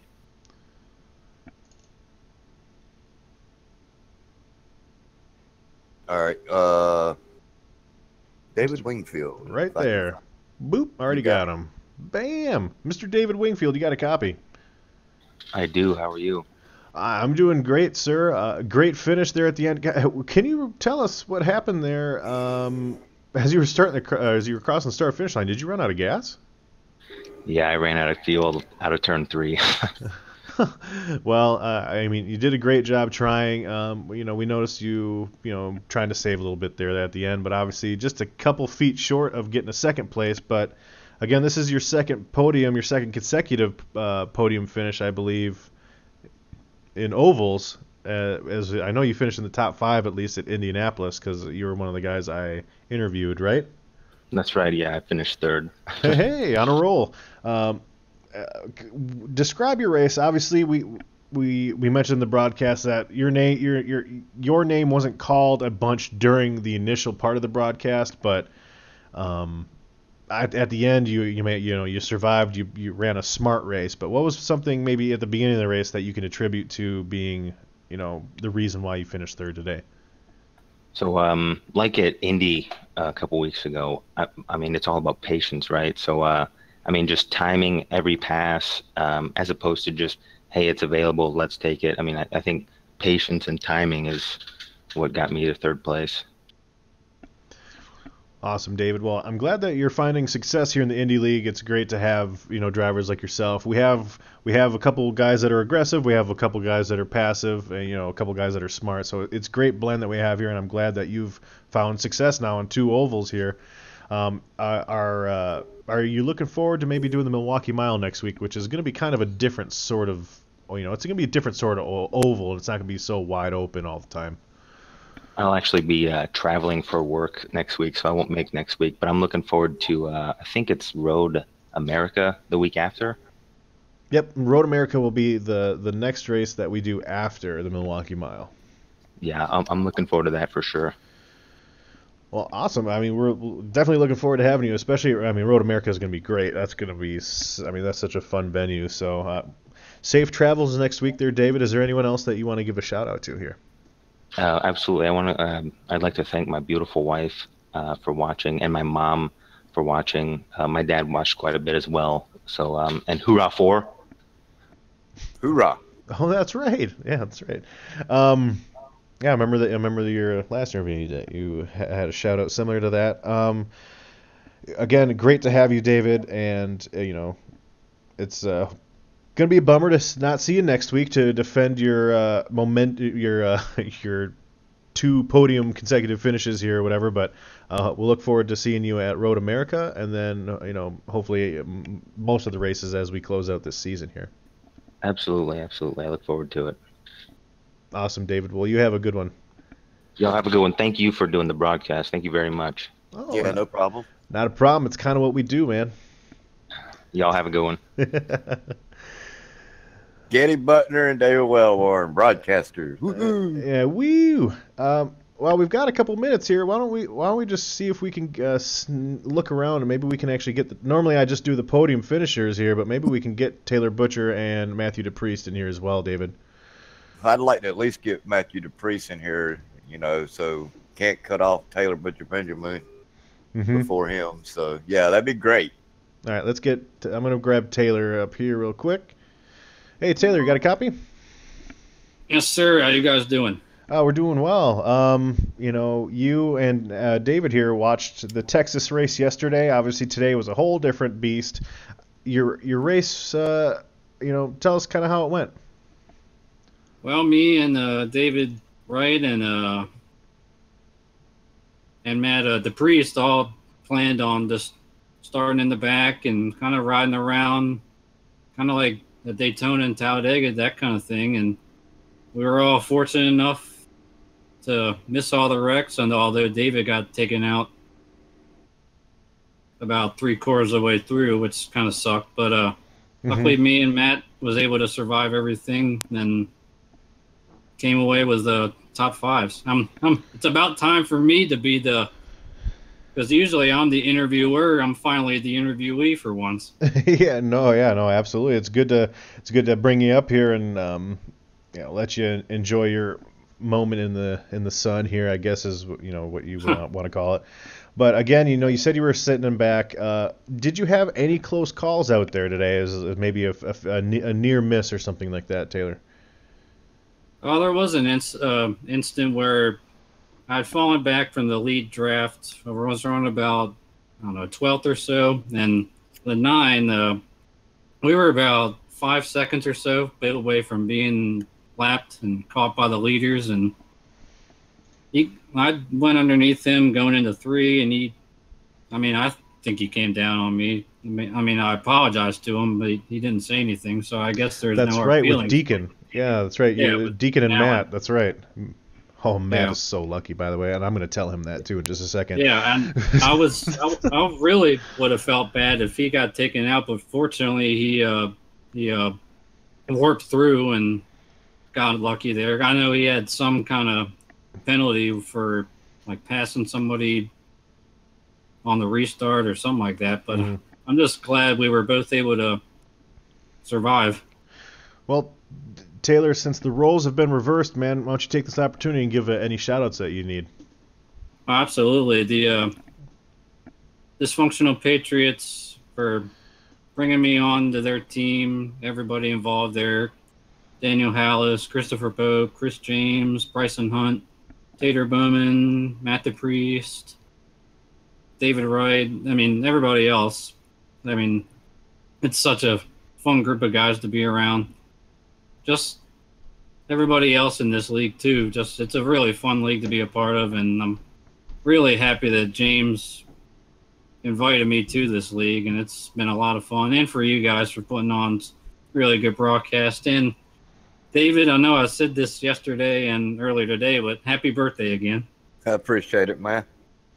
I'm an old man now, 48 years old. Yeah, you were old yesterday, David. Let's not kid ourselves.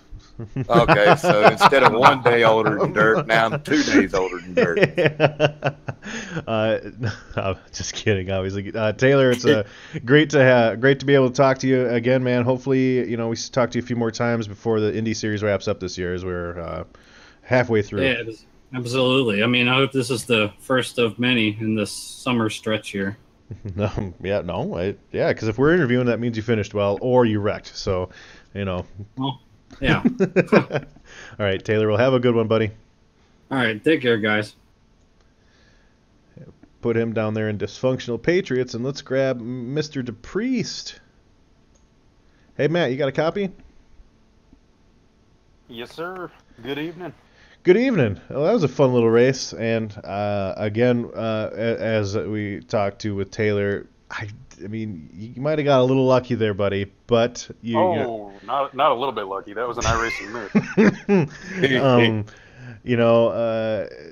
With Brandon not showing up, and with Andrew being involved in an incident earlier in the race, again, you're going to actually do something that you didn't think you could do at an oval, which is actually extend your points lead heading into the Milwaukee Mile next week. So congratulations on that, and congratulations besides the one incident, you ran a really clean race, and you were a lap down at one point, and it seemed like you were just being ultra conservative, which ended up paying off, Matt. Well, that was the strategy. Just stay in draft and stay on lead lap. That worked for the most part. I got a black flag for passing before the line because the guy in front of me just pretty much stopped. So it was either, go to that his was that big inside checkup, or hit the brakes and risk spinning. Luckily, I ended up getting a lucky dog and coming back up and staying. But with that incident with the tumbling car, I ended up with some damage. Top end power wasn't there. So on that last run with the big pack in front of me, I was able to keep up just fine. But after there was a checkup because somebody went down in the grass or something, kind of got into a straight line, and I didn't have the power to keep up. I think that was Pandoff that went through the grass, wasn't it? Could have been. I'm not sure. I think it was out of turn 4. I know. He ended up pitting or something like that. Either way, Matt. I mean, great race by you, and again, extending your points lead by a few as we head into Milwaukee. So great race by you, and then obviously, I'm sure you're going to be looking forward to the race after that, which will be Road America. Oh yeah, that's kind of. that's one of my favorite tracks. Yeah, no, and again, as I mentioned in the broadcast, you're here for the road course part. You're just looking to survive the ovals, but last two ovals you've gotten pretty solid. You got a solid top 10 at Indy. You got a solid top 5 here today. So great Survival runs. does that usually. No, great run by you, and look forward to seeing you next week, Matt. All right, I appreciate it. Yeah. Before we let you go, is there anyone you want to give a shout out to? Yeah, DPR guys that were in there running with me, talking a little strategy with them during the race. Of course, you and Mr. Wellborn there for broadcasting. Happy birthday. Thank you. And, yeah, see you next week. Awesome, We'll be Matt. glad to be here next week. Yeah, we will see you next week, and it's gonna be a whole different monster there at the Milwaukee Mile. So, I'm very afraid. Yeah, get some practice in. It's gonna be a fun one. Again, we were speaking with our 5th place finisher there, Matthew DePriest. A solid race overall for sure by all these guys. And as I just mentioned, though, now looking forward to next week, it will be myself and possibly David here as we enter the Milwaukee Mile for 100 laps. A little bit different. It's not going to be as wide, as flat out. It's not going to be as wide open. Certainly, there's going to be a lot of cars getting loose in the middle of the corners on exit. And but this race, David, we lost a lot of high quality cars. But at the end of the day, all the guys that played it safe ended up, they ended up. That was the strategy of the day here, staying off the apron and kind of staying in the back until people, people kind of took themselves out of the race really. And a very interesting cast of top five finishers there, of course, and congratulations to Bill on his first win. Yeah, really, congratulations on Bill, and it's too bad the kryptonite tonight was that bottom line where people were clipping that apron. You just can't do that in these Indy cars. It doesn't really matter what track you're at. If you get that front tire or even that back tire on that apron, you're going for a ride. And these gentlemen found that out the hard way here tonight. Yeah, they certainly did. But, Texas provided us with just great side-by-side racing. Even though it was harder to pass on the outside, you could still stick with the leader at least. And we saw a couple guys pinch the leader down, force him into a mistake, hitting that apron. But a great race overall. Congratulations, Bill, and all of our top 5 finishers. A huge shout-out to all the drivers that came out and decided to race with us today. From Bill all the way to Martin, who finished 28th, and everyone in between. It was a great showing. One caution too many, I feel like, but again, a lot of it, there was really only one racing incident, and then, of course, actually 2 because there was that one with David, but, great race overall as we look to our next broadcast, which will be the day after Father's Day at Iowa, David. You and I are going to be broadcasting 200 laps at Iowa, and I feel like that might be another one where there's going to be a caution or two.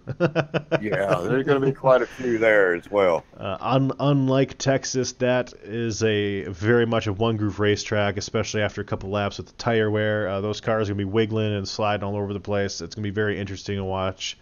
Watch some of those elite drivers we have in the Grand National Series, the Chris Popes, the Tater Bowmans, wheel their cars around that. So, again, that will be awesome. Real quick, we'll look at remind everyone of the results here. Again, Bill leading those last 20 laps or so. Pandolf, who ended up leading 45 laps, but they had to pit for fuel there at the end, and as we saw, David Wingfield ended up running out right at the start-finish line. So close call for him. Hebel ended up staying, in the top 10, even though he had that situation where he lost connection to the server there. And now here we're looking at all the cars that we lost during the few bigger wrecks that we had. That Jason Jason Taylor was involved, Jonathan Schwartz, Andrew Short, Chris Stouffer, all those guys that were leading at the beginning of this race kind of lost there in that one incident. And of course, we're looking here at the guys that round out our field. Looking at our credits here, you'll see the list of guys that are all involved in the league. A huge shout out to everyone involved.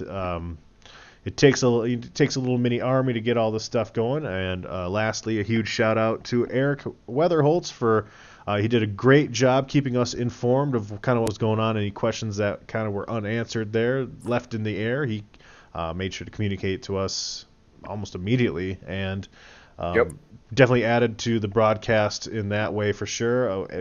Also speaking with us earlier. And David, also, I just want to thank you for joining me today. It was a great race. Yeah, it was a great race, and you can expect me here for the Milwaukee Mile race. I was just sitting here debating. You said I needed to get out here and drive.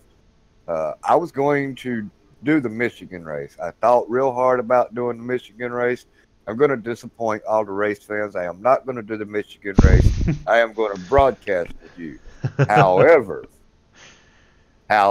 since how Watkins Glen is not only one of my favorite tracks, it's actually one that I can drive in an Indy car. So, ladies and gentlemen, I will be in the Watkins Glen race Thursday night when we do that race. And I put my money on that one. Now, I could probably get a top 5 out of that. Well, I'll be here. I'll be broadcasting as I plan to do for the rest of this season. Again, guys, this has been a live DRL TV broadcast here, taking on the World 300 at Texas Motor Speedway. A lot of guys tried to conquer it. A lot of guys failed. One guy didn't, and that was Bill Edwards. So a huge shout out again to our race winner, Bill. And again, we will see you Monday. So thank you guys for all your support for DRL TV. It's been fun. We'll see you next time. See you next week.